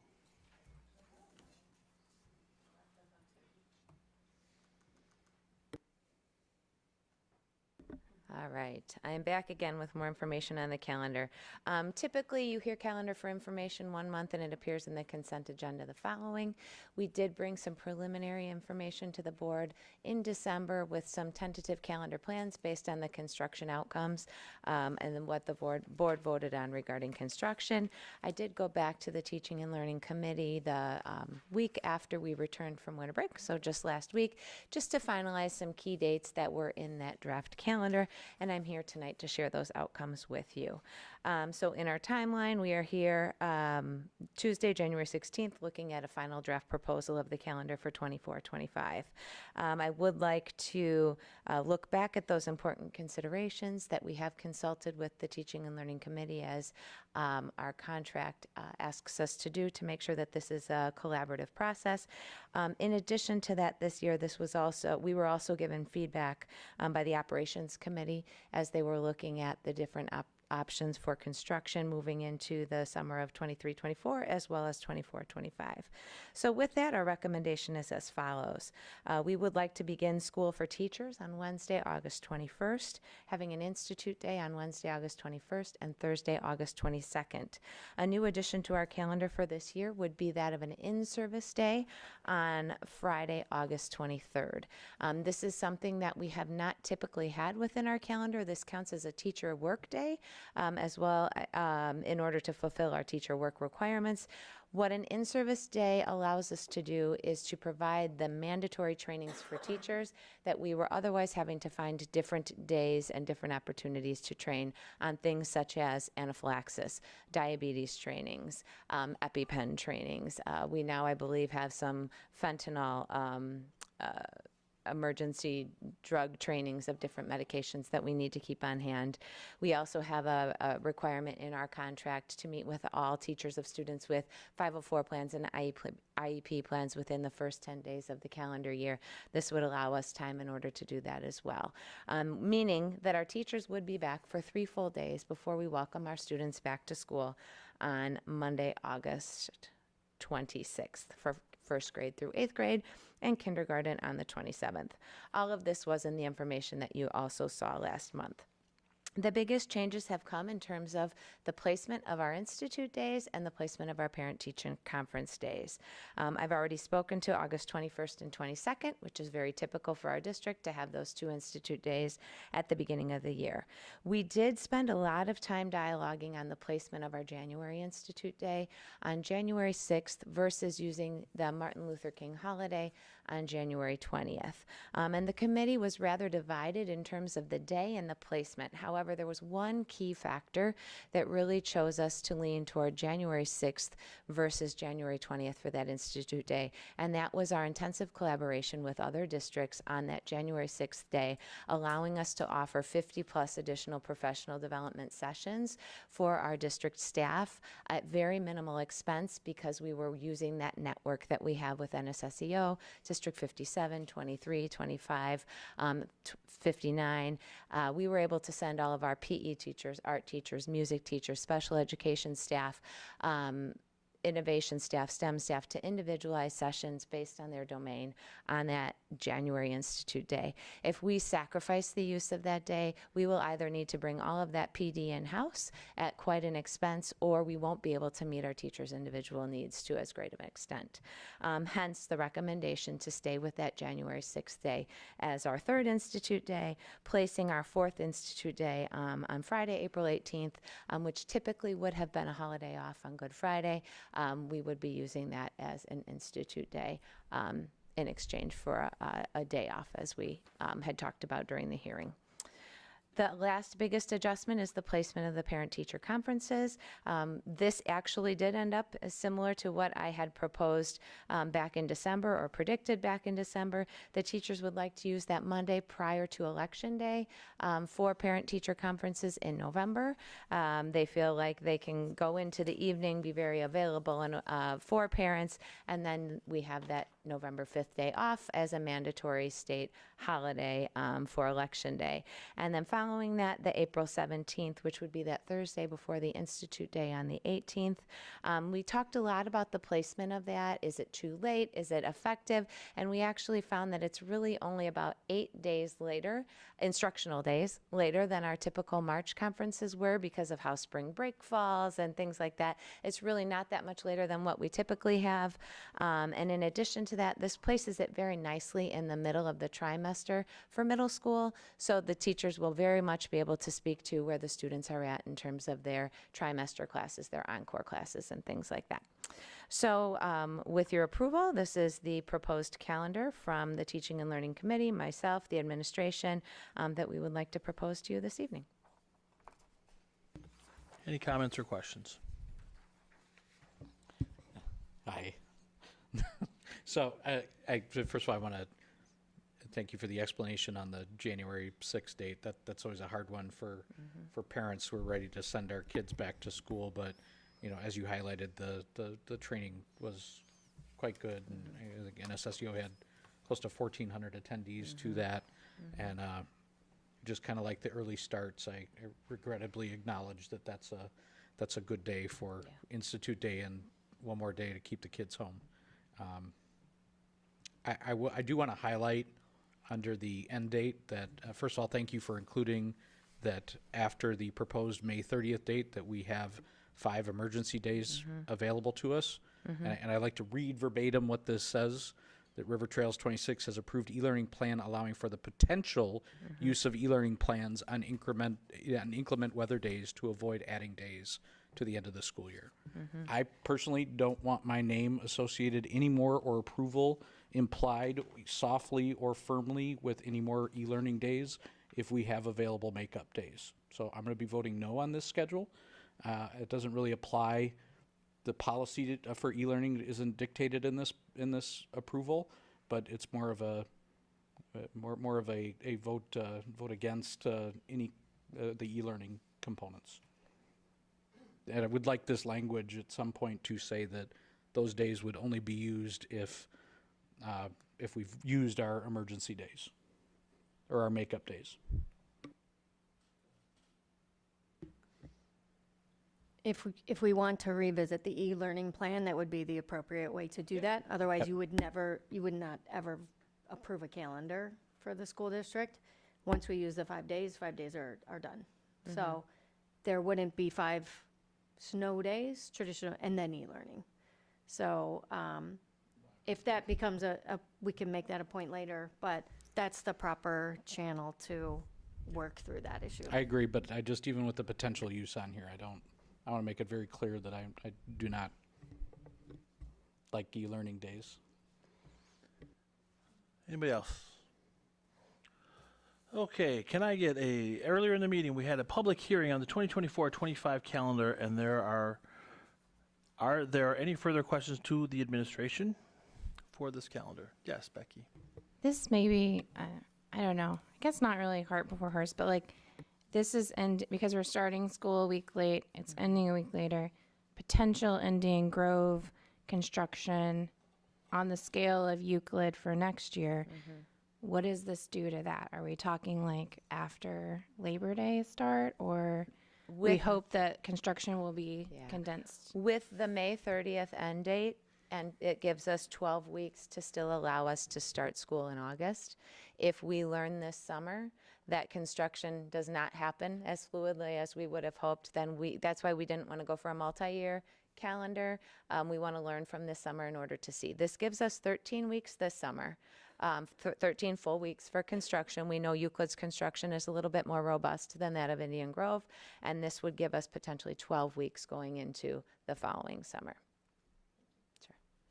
So we actually counted out 2 years worth of calendars, just to be sure, to look ahead for that reason. So we are starting a week late, but we're almost getting out about the same time because of some of the adjustments to the waiver with the holidays. And I should, bring this up. We talked about this more so with the information, but adding an institute day. So there is some adjusting, but we've done a lot more condensing than we have in the past. Yeah, it's a very tight calendar, and the teachers, we weighed a lot of different options. We had quite a tabletop activity going, but I will say our teachers are phenomenal, and the collaboration that we saw from them in order to know that they are working hard to help make the district better, in support of the building improvement plans, they're on board. And they know it's going to be a fast and furious year, but they're ready for it.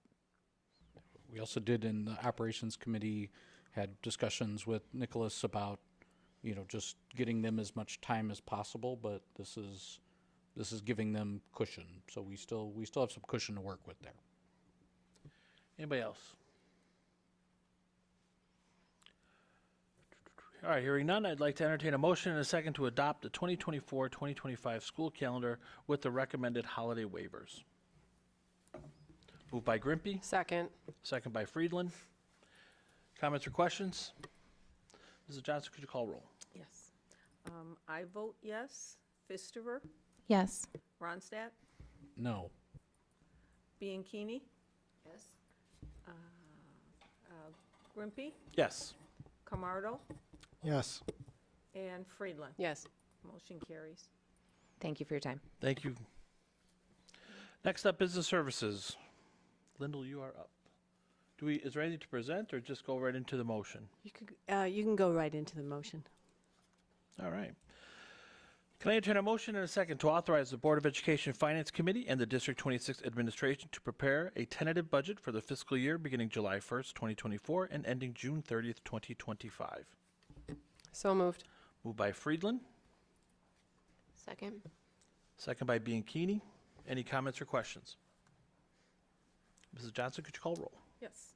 Ronstadt, Yes. I vote yes. Grimpy, Yes. Fisterer, Yes. Bianchini, Yes. Camardo, Yes. and Friedland. Yes. Motion carries. Thank you. And next up is the EPA's Clean School Bus Program. This is an information and action item. Lyndall, you have the floor. Okay. The bipartisan infrastructure law provided $5 million over 5 years. There was a program last year for $500 million rebate for electric school buses. They have a second program going on right now for another $500 million for electric school buses. I believe they also have some for propane buses. But we are looking at the electric buses. We applied for the first round. We did not get them. The application for the second round is due on January 31st. It does again give priority to school districts that serve low-income students. However, this time they have 40% of their funds are allocated to any school district on a lottery basis. So our district would be eligible, have a better chance, maybe at least 40%. But it's not as much money for the other school districts. It's $200,000 per bus, and that would include anything on a charging infrastructure, and an additional $20,000 if you want to add a wheelchair lift, make it a wheelchair bus. There are a lot of benefits to an electric bus. They have zero tailpipe pollution, reduced greenhouse gas emissions, and also reduced maintenance costs. So they cost more up front, but you actually can get a payback from them after a number of years. On this particular rebate, we're working with Grand Prairie Transportation on the application for 9 school buses. They have to demolish 9 diesel buses as part of the grant, but they have those 9 buses. Since we're contracting with them, what happens if we get the grant, we pass the money to Grand Prairie, and they will buy and own the buses. They will, as long as they have a contract with us, they will operate them on our school district routes. They're required to do that. They're required to have a partner, so a school district that's a partner. However, since we're looking at going out with an RFP, if after this next year you decide to go with a different contractor, Grand Prairie keeps the buses, and they have to run them on a school district route in Illinois. But they don't have to keep them with us if we decide to go somewhere else. So we're agreeing to partner with Grand Prairie. We're not out any money. If we get the rebate, we have the buses for at least a year. You might decide to go with Grand Prairie again after that, and then we could keep them for however long the buses last. So that's kind of how it works. We're recommending that you approve that we go for this application. It is required that we have authorization from the board, which is why I brought it to you for action. Linda, one question, I probably should ask this before, but so we sever our relationship with Grand Prairie and let's say maybe 2 years later we come back. Is there do they owe us to run those buses, or I'm We sure you could don't know. probably write that into some kind Okay. of contract or RFP. It's not required by the government if we, once we sever it, Yeah, they can okay. use them where they want, but we can still apply even though we might not be with them after a year. Based on the fact that we're going back out for an RFP, if we were to partner with Grand Prairie at this point, will they look at that when they're renewing our contract as far as any kind of, can we get them to commit to some type of costs benefit for us? The RFP would be a standard RFP that everybody whoever wants to bid on it it's not an RFP, it's a bid. But we can put certain stipulations in it. We don't have to go just with the lowest cost. So we could say that we would like to run electric school bus, for example. The bid will be done in another year, but you could say we'd like to run electric school buses on our routes. Then they would have to do that. But if we don't say that or don't do anything like that, then they have to bid on the same thing that everybody else does. And they might decide they want us, and they might give us better terms. I don't know, but that'll be different. So, Let's get a motion in a second, and then we'll open up for discussion. Because otherwise, if there's no motion in a second, there's no reason to discuss it. So let me get a motion in a second to approve the application for 9 electric buses with the EPA in partnership with Grand Prairie Transit. Moved. second. Motion by Pfister, second by Ronstadt. Okay, any other comments or questions? Go ahead. I just thought of this and I should have asked. When is the grant? When do they make a decision, or when is the lottery? Do we know? If you don't know, it's okay. I did know. I think maybe the spring, April. Okay. And then May. are electric school buses still hard? Like, is there still a long delay in delivering I electric believe buses? it's gotten better. Okay. Go ahead. What's the potential net cost for an electric bus versus a gas-powered bus? Electric bus is about $400,000, and a diesel bus was $100,000. I'm sure they're more than that now, probably 150 or so. I mean, it's a major difference in cost, but this $200,000 is enough that Grand Prairie is willing to go with an electric bus. And even if we don't go with them, it does put more electric buses on school routes, one way or another. Okay, so kind of worst case scenario here, we spend another 50 grand per bus. Best case scenario, we spend 50 grand less. No, we don't spend it. Grand Prairie does. We're giving the grant money to them. If we get it, and then they have to pay, Grand Prairie will pay the difference in the buses. They'll use it to buy electric buses and pay the difference. Okay. We're like their sponsor, kind of. Right? We're just partnering with them to get this grant. Yep. And I'm sorry, do you have Nope. a question? Go ahead. If we apply for this grant now, I didn't see any, is this the only time that you can apply for it? Is it one application per school? Like if we did go out, or when we do go out to bid, if we did, or can you apply again? Yeah, we can apply again. We Okay. applied before, we can apply again. So if we don't get it this time, we can apply again. Oh, no, but I mean like, if you were to get this with Grand Prairie Transit, will they still allow people, or or is it like electric cars where you can only get one rebate? Well, we're applying for, we already have one school bus. We have 10 routes, so we're applying for the rest of our routes. You can do up to 25 buses, but we can't apply if we don't, for more buses than we need. No, I'm sorry.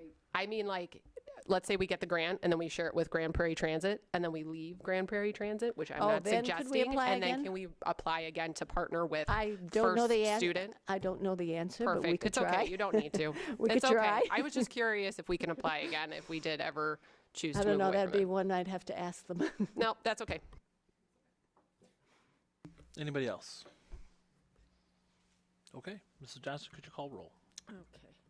Camardo? Yes. I vote yes. Ronstadt? Yes. Bianchini? Yes. Friedland? Yes. Grimpy? Yes. And Pfister? Yes. Motion carried. And next up is the Euclid Security Surveillance System. Okay, so back in February 2022, we received the 2021 COPS Security Grant to improve our security. The grant was a total of $638,000, and the federal government pays 75% of that, so $478,000. We have been going through the grant and doing all the things that were in it. The last time we bought some cameras, more cameras and security for River Trails Middle School and Prairie Trails. Now, since we're doing the infrastructure project over at Euclid, we would like to buy additional cameras for Euclid. We've worked with Norman because that is the company that has put in the cameras here at the middle school and Prairie Trails. We did not look at another vendor because we wanted to have the same vendor running all of our security systems.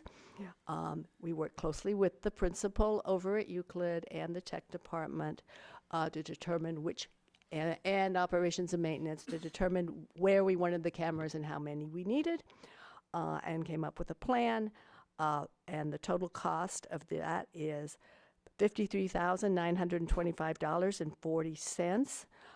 The grant will cover $40,444 of it. That's the 75%. The rest of it is in the capital projects budget. So we're recommending that we have Norman purchase and install the cameras as indicated in the quote here for that $53,925.40.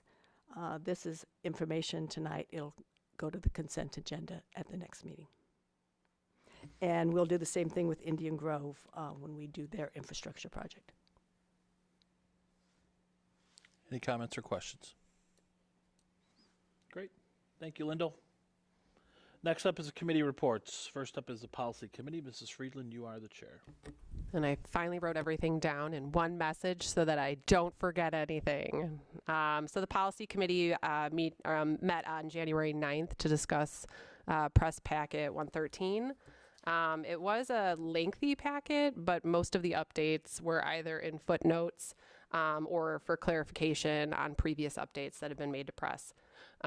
So we discussed a few items in depth that had some clarification questions that we needed to answer, but one was on employment, so it talked about hiring, tenure, track changing, and then some of the leave of absence processes. They're being cross-referenced, all of those items, with the EA and ESP agreement, and I know Jody was going to report back if there are any concerns. If not, we really didn't foresee any, but if there are concerns, she'll come back. Then it was library management and the commitment to availability of diverse reading materials here, and kind of following just the standard language for that, maintaining our current residency requirements, expanding notifications regarding illegal student conduct, and then several changes as I believe Christy referred to about medicine administration and the storage of those items, and to maintain undesignated medication for individuals in the school. So we did discuss at length a lot of length. Policy 825, which is our advertising piece. We went through this again, and the majority of the committee agreed that the policy should remain as is, and it should not be changed. The procedural pieces would be time consuming, along with concerns about legal complications if sponsorships weren't awarded or were denied. So we're going to be posting these for first reading, and we'll include them for board approval at our February 20th meeting. You should definitely look over them. If there are any items of concern, they are in board book, and you can just let me know if you have any questions. Thanks. Or Jody. Next up is NSSEO. Mr. Ronson, you are our representative. Okay. Yeah, lots going on. As I said earlier, they had the Institute Day with 1,400 attendees. It was very successful. A lot of customization for training, and I didn't attend, but the presentation, of course, looked pretty cool, and so far feedback looks good. They're working on centralizing intake to better place students in the various schools to just make sure they're in the right programs and are getting the right care or the right services. And there was a pipe burst at the admin office the past few days in the cold days, so they're kind of cleaning that up right now. They continue to talk with the business administrators at the various member districts on budget planning for upcoming capital projects. And we are starting to talk about some strategic planning that will probably kick off in the fall. Thank you. Next up is the Benefits Committee. Mrs. Johnson, you are our chair. Excuse me, the Benefits Committee was really non-eventful. We had, it usually is, guys. We had a big presentation from Gallagher. Is that who it was? Empower Health, who does our biometric screening, but with Gallagher. Right. And so it was a big PowerPoint, and the representative went through how many of our staff participated, how many people were at risk or not at risk or hit the targets. It's all not secretive, but blind, so you don't know what was that? Anonymous, thank you. You don't know who was at risk, or, and then they went through, I just kind of found it interesting. They went through everybody's blood work. Who had a CBC and how many people hit the targets of what they were looking for. And I'm sure all of you have had a blood test, and they tell you if you're in range, out of range, high, low, and that's what they did with all of this. I don't know if there was anything that was really earth-shattering out of the whole thing. It was just informational and kind of, if you're a data nerd, it was pretty good. Yes. So, Lyndall, anything else? They kind of asked him, what we should be targeting for wellness with our staff, and it was really nutrition and activity, which we are doing through the EBC. We're having a challenge this month that's on nutrition. We had a challenge last fall on activity. There will be another one in April. So, and then they offered some resources that they could help at Institute Day, possibly with some nutrition and things like that. So, yeah. That was it. Okie doke. Thank you. Next up is the President's Report. Some upcoming events. At Euclid, we've got the 4th and 5th grade chorus concert on January 18th. The Fun Fair is on February 10th. At Prairie Trails, we've got Donuts with Grown-Ups on January 25th and 26th. Family Reading Night on January 31st. And kindergarten registration already on February 27th. RTMS has Hero Night tomorrow night at 7 o'clock. And Pack the Place on February 24th. And then some important board meeting dates to make note of. We have a special board meeting on February 13th, which will be at the Admin Center at 6 o'clock. We have a Committee of the Whole on February 20th at Indian Grove at 6 o'clock. which is also our regular board meeting, to follow the committee of the whole at 7 o'clock. And then District News, President's Day, no school and offices are closed on February 19th. And that's my report. Next up is Superintendent's report. Dr. Megerly, it's all yours. Does anyone have the clicker out there? Thanks. So just before I jump into the strategic plan, thank you. I do just want to take a moment to thank everyone, families, the staff, all of the players that made the e-learning days possible. Obviously, that is a stressful and difficult decision to make, but I am so proud of the work of the teachers, the families. I mean, our custodians worked tirelessly all week last week. We had Tuesday's weather, we had Friday's weather.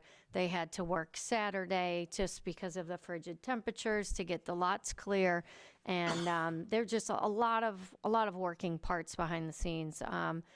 Just a lot of really great things did take place over the past couple of days.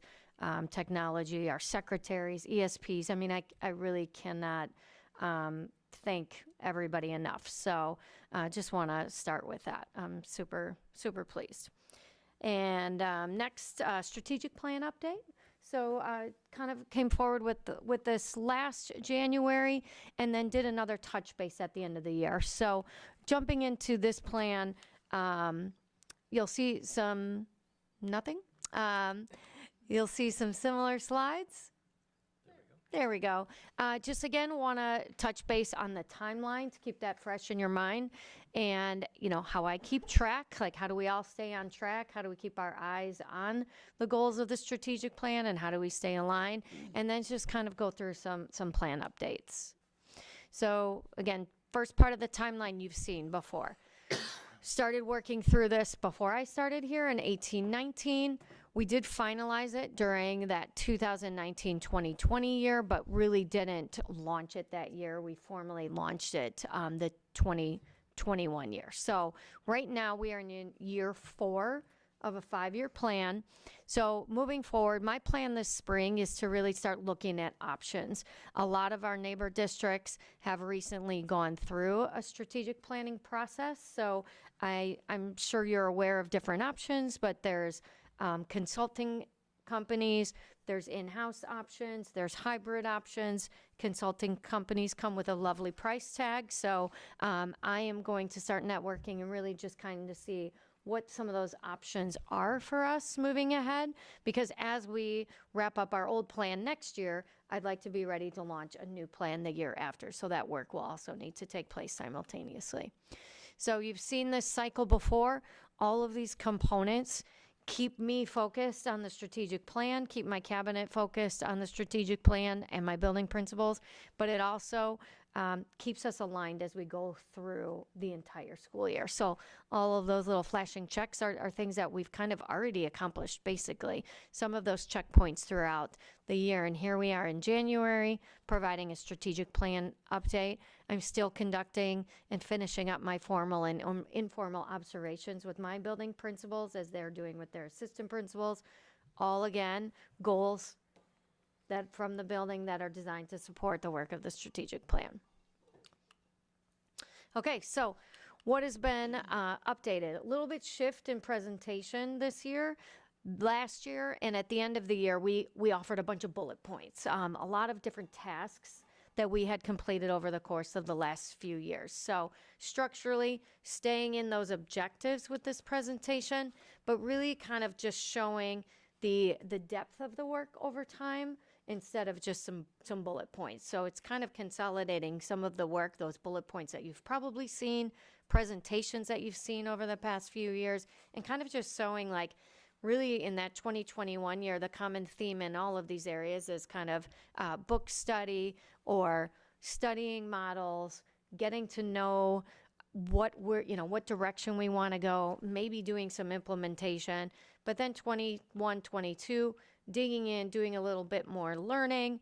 22, 23 was implementation, but I would say we've been very deliberate about a lot of our implementation. So with adaptive schools work, it was small scale, very deliberate about rolling that out with staff meetings or identifying how we wanted to roll that out. And then this year and next year, we're really trying to work at systematizing. How does this become systematic so we don't have to plan to do it anymore? It just becomes what we do.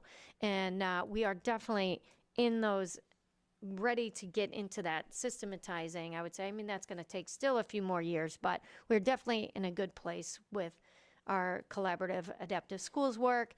Our district direction and alignment has gotten so much more tighter over the past 3-4 years. And then the coaching, Mary actually touched on it, but really being very deliberate about our coaching models. Looking at curriculum, again, this has been, in the presentations that Christy has given or in documents that you've seen. I mean, 4 years ago, we were drafting our first ever curriculum review cycle, and Christy's done an amazing job of staying on point with that. That's something that's easy to fall behind in. That's something that's easy to I can't get to middle school social studies this year, or, there's COVID, I can't get to. But we have stayed true to that review cycle and followed that as drafted 4 years ago. And so that, again, has systematized itself over the course of the past few years. Innovation I wanted to highlight. You all have seen different presentations from teachers, how innovation has really blossomed in our district. I think back to the work that Sue did before Matt came, before Alicia came. I mean, we have come so far in terms of innovation. It's not just like the nuts and bolts of technology, but our technology is really driving our curriculum now. I mean, you saw that with some of the proposals here tonight. So, so that's, super proud of the work in that curricular area. Community, again, no surprise, you're going to see facility plans up there, where we started a few years ago and really done a lot of work, whether it be parking lots, roofs, or opening prairie trails.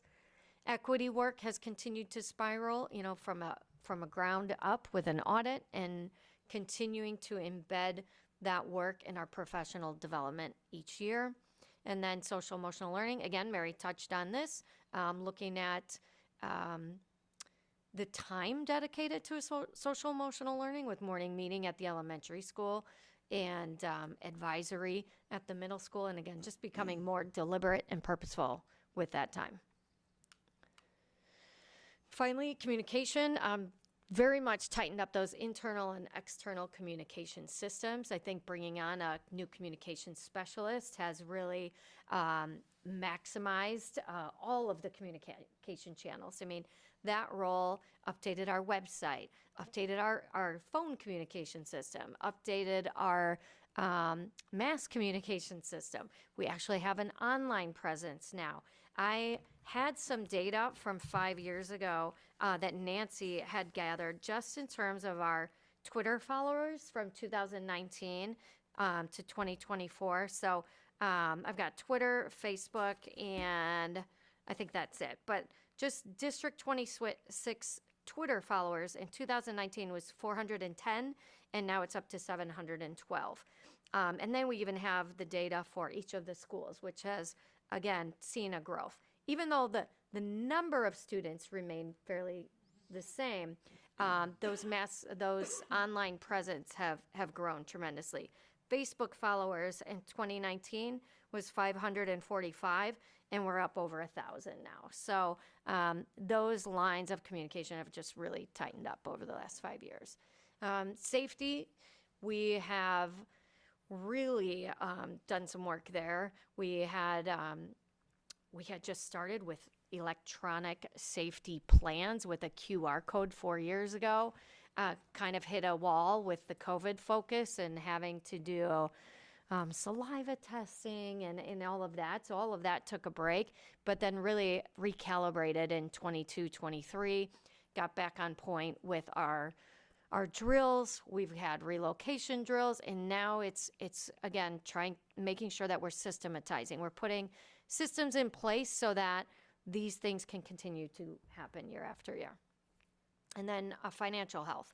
lots of financial pieces to support that infrastructure piece. So again, different format, but just kind of wanted to show the progression of work that, we've stayed on point, we've stayed on path, and really continued to dig deeper, with that end goal being sustainability. I also wanted to highlight the community partnerships. I don't think that, I think that these have expanded somewhat over the years, but this is always just, again, you saw it with Mary's presentation, this is just always a high point of our focuses. Making sure that we are thinking about our community, giving back to our community, networking with our businesses in our community, and just always trying to grow that over the years. So those are the two pieces: sustainability, obviously with the green work, but also sustaining our staff, our practices. That is the one thing that we've really had an eye on. Like, if I leave, if you leave, I don't want to be the person in this seat that knows all the answers. I want to empower all of the people, or have a system in place that somebody could come in and pick up where we've left off. So that's our update. That was quick. Anybody have any comments or questions? I just, Yes. I love the efficiency of it because that was a ton of accomplishment in a short amount of time and very well summarized. One thing on there that particularly sticks out to me that I want to give my hats off to is to Christy on maintaining that curriculum cycle. I think that is a massive accomplishment on the list of a lot of very impressive things. That's probably the top of my list that I think is one of the greatest achievements that we've had in the 5-year plan. So just recognition on that. Thanks. Anybody else? Yeah, go ahead. I didn't see it on here as an accomplishment, but I'll say it again. I've said it a few times. Implementing our own food department, I just think that my kids talk about lunch and food all the time. They love it. Like, I'm a really picky eater, and he eats 4 out of 10 days of the week. So but I think that and then the ways we've implemented it within the curriculum and within like sustainability and that type of thought is very thoughtful, and I think it should be recognized. Yeah, I think great it's point. unique to our district. So thank you. Anybody else? Okay, great job. Okay, so next on my list is just kind of a heads up, residency verification. We, since I have worked here, we have not asked our families to actually bring those paper documents to prove residency.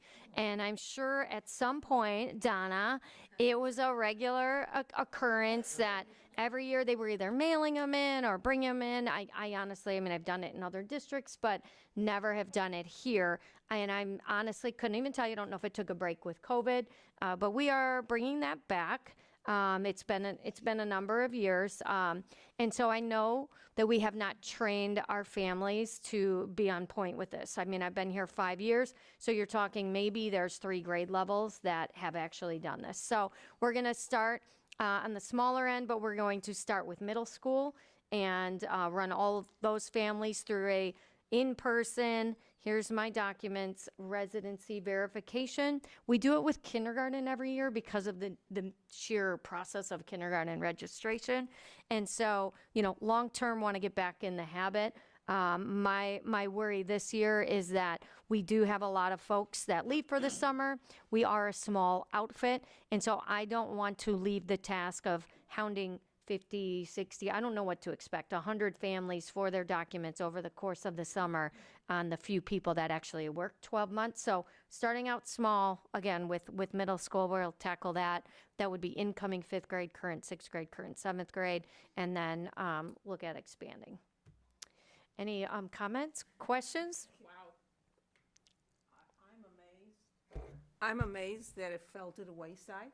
I really am. I used to say, come on, guys, you know me. I was here last year, but I still had to bring in the electric bill, a bank statement, something. Now make sure that they get a list of what they have to bring in. Yep. Most of you know we were Our grandson is 18 now, so, but at the time, we're the guardians and the custodians for him. I had to bring in the court papers every time, even though they knew it.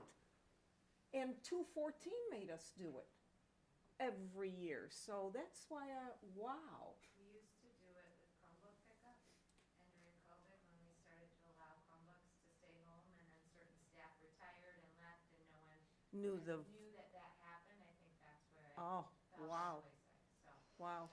So, The community, you tell them this is how you bring it in, they get it. yeah. They get it. But that it fell by the wayside, yeah, you might have a little bit of a trouble, but not much. Yes, Yep. there you go. Back on track. And that's all I have, unless. Anybody else?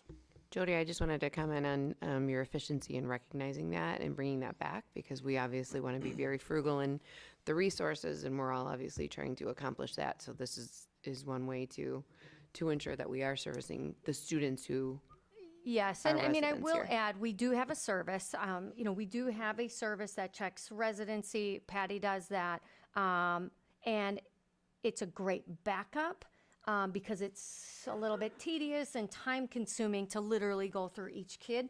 So it's a great backup, or it's good for targeted families, but to use that solely as your only means is not the best use of our resources. But that hasn't stopped. No, that will continue. Yeah. I had to talk you off the ledge there. I knew that's right. Completely went away too. It's all good. Anybody else? I can attest to that still works, because they said my house didn't exist when we came to register. So that definitely works. I had to show them a picture. So yeah, I can attest that works.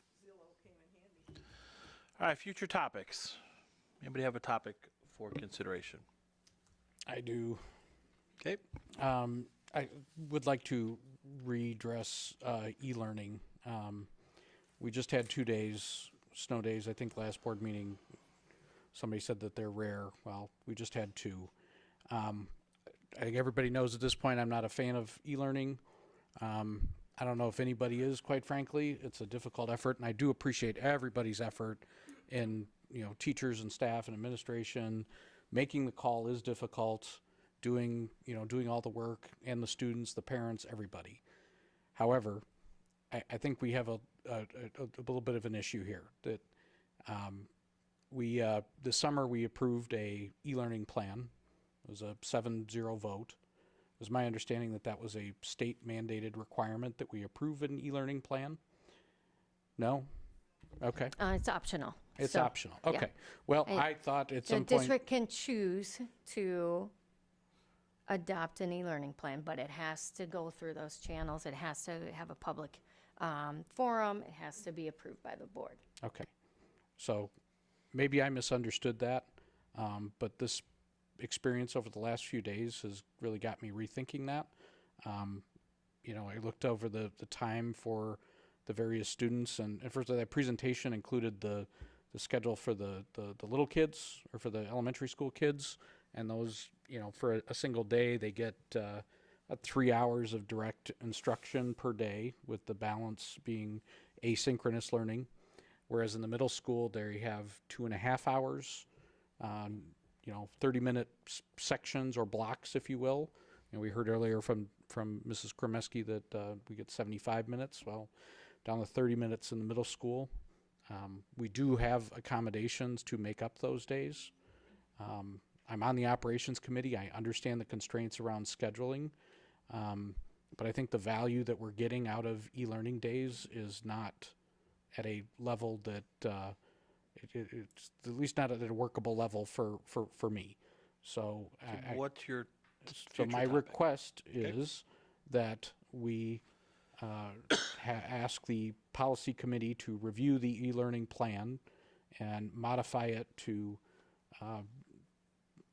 make up days first and go to e-learning if absolutely necessary, but basically move that policy more towards making up those days. So the instruction time that we give our kids is our number one priority, and we're putting all this money into infrastructure, potentially screens, buildings, all of this kind of stuff.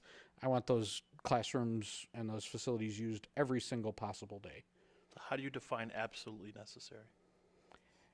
Well, I'm not an administrator necessarily, but in my book, what I understood emergency days to be is there's a wide variation of things that could be declared an emergency, like a building failure or something like that. As I've come to learn, those things aren't always necessarily considered an emergency day. So really, emergency day equals, in our lovely Midwestern area here, a snow day.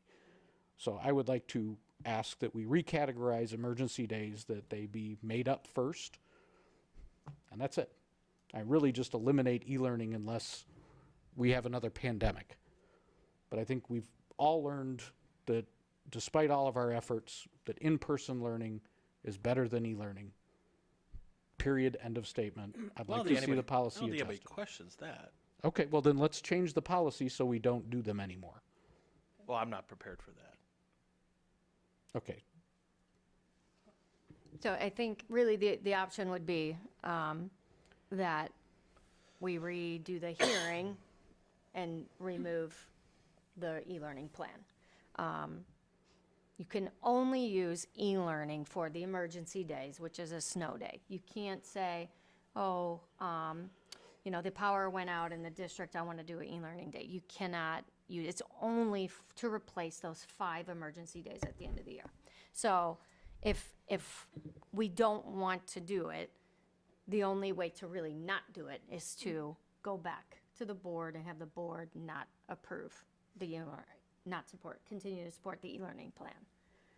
Because otherwise, I'm going to make the call based on whatever, and it might be a snow day, it might be a e-learning day. As long as we have the plan, I'm going to use the plan when we can use it semi-successfully. So I think that's the option. I think that's that it. I'm hearing. The big thing that I misunderstood, I think emergency day did not necessarily equal snow day, but emergency day in the vernacular that we use equals snow day. So the only time we're declaring e-learning is in effect for a snow day. Any other reason that we would close a school would not constitute a makeup day necessarily, but I strongly believe that we have got to keep our kids in school, in the classroom, as much as possible, unless, and this is where it messes with me, right? If COVID or another health emergency happens, I don't know how you handle that, okay? But last time that happened, we got dictated to by the governor, and that was fine. That worked. But I think e-learning going forward, we should just put that on the shelf. That's my ask. So you're asking for it to be a future topic? Well, I guess I'm asking, however this works. I would like the policy to be revisited and for us to basically. It's not really a policy. Well, it is. Okay. Dictated by the school code. We Okay. have no say over it. Yeah, we do. We set the e-learning policy, so we can retract that. No, that's not true. Well, so it's an option. School districts have, so there are some districts that don't have e-learning because they opted not to bring up. So because the board approved the e-learning plan, we now have the option to have an e-learning plan. We filed it at the local and we followed all the parameters. The only way to undo that is bring it back to the board and you guys vote to undo that. Right. So it's not a policy. There's nothing in our policy manual that addresses snow. It doesn't matter, because what you're asking is for us to revisit it, and instead of us sitting here asking all the questions, the way future topics work is the person who wants a future topic throws it out there, gives their spiel as to why, and then we do a straw poll. Do you want to visit that topic? Are you in agreement with that ask? And I respectfully ask the board president to go ahead and take the straw poll now because he's made his. Sure. Okay. That's fine. Just want to go down the row. So the question is, are you in favor of revisiting the e-learning plan and basically getting rid of it? No. In favor of making up the days. Correct. In person. I think that everyone's e-learning day experience probably differs. And I think there's no perfect plan. What I do think is that there's learnings and feedback that can be given from teachers, from families, from students to make it better, and hopefully in listening to families that kids that are struggling with e-learning, like how can we answer theirs? Because I mean, a lot of our stuff is anecdotally. So for my kids, they were fine, and they actually were on learning. I mean, one kid had a math quiz today, another one did a whole lesson plan. So making sure that we have consistency, maybe, because I do think in times like when we're trying to do construction, these days, this ability to have these 5 days is very helpful to us. I don't know if we'd be able to do it. We'd have to delay school if we went to June 6th or June 10th, or I don't know. But I will say I do appreciate the heads up. I know that maybe today wasn't technically like -30, but I do think in the ability to give people a heads up, you kind of sacrifice that perfection with weather. So thanks for making that hard decision. Robert, you're a yes, assuming? Yes. Lewis? Yeah, I'm open for, yes, revisiting. I don't know if I necessarily change the policy, but for the sake of discussing. Yeah, I want to kill it, so. I'm up for having the discussion again. I'll leave it at that, but. I do not want to revisit it. I'm happy with the way it is and having it in Jody's hands. I do not want to revisit. I do not want to revisit. I would like to revisit it. 4-3 for no. It's unfortunate that we prioritize not making up a day and losing class time in our facilities. I guess I'm disappointed in that.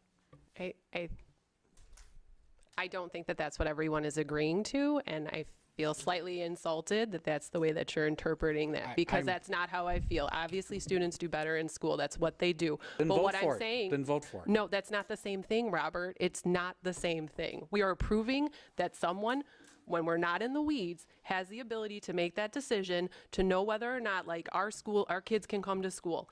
I mean, it's the same thing for at the end of the year. So, like, please don't say that just because we voted for that all of a sudden we don't care about kids being in school. My daughter had 5.5 hours of we instruction can't get time. We're not going to do in 2 that. days. Can't get in the words. We're not Can't get in gonna- the weeds. Okay, that's fine. The straw poll's been taken. I'm sorry that you're not happy with the result.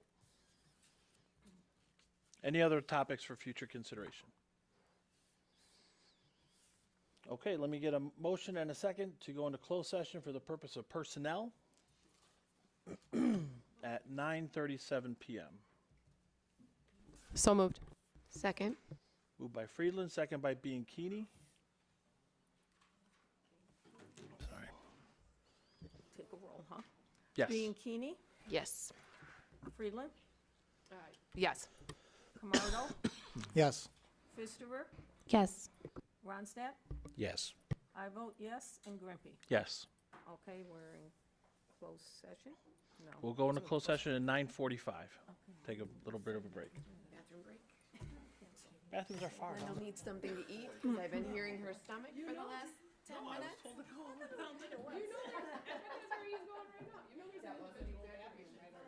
I didn't know that. I had no idea. I went to the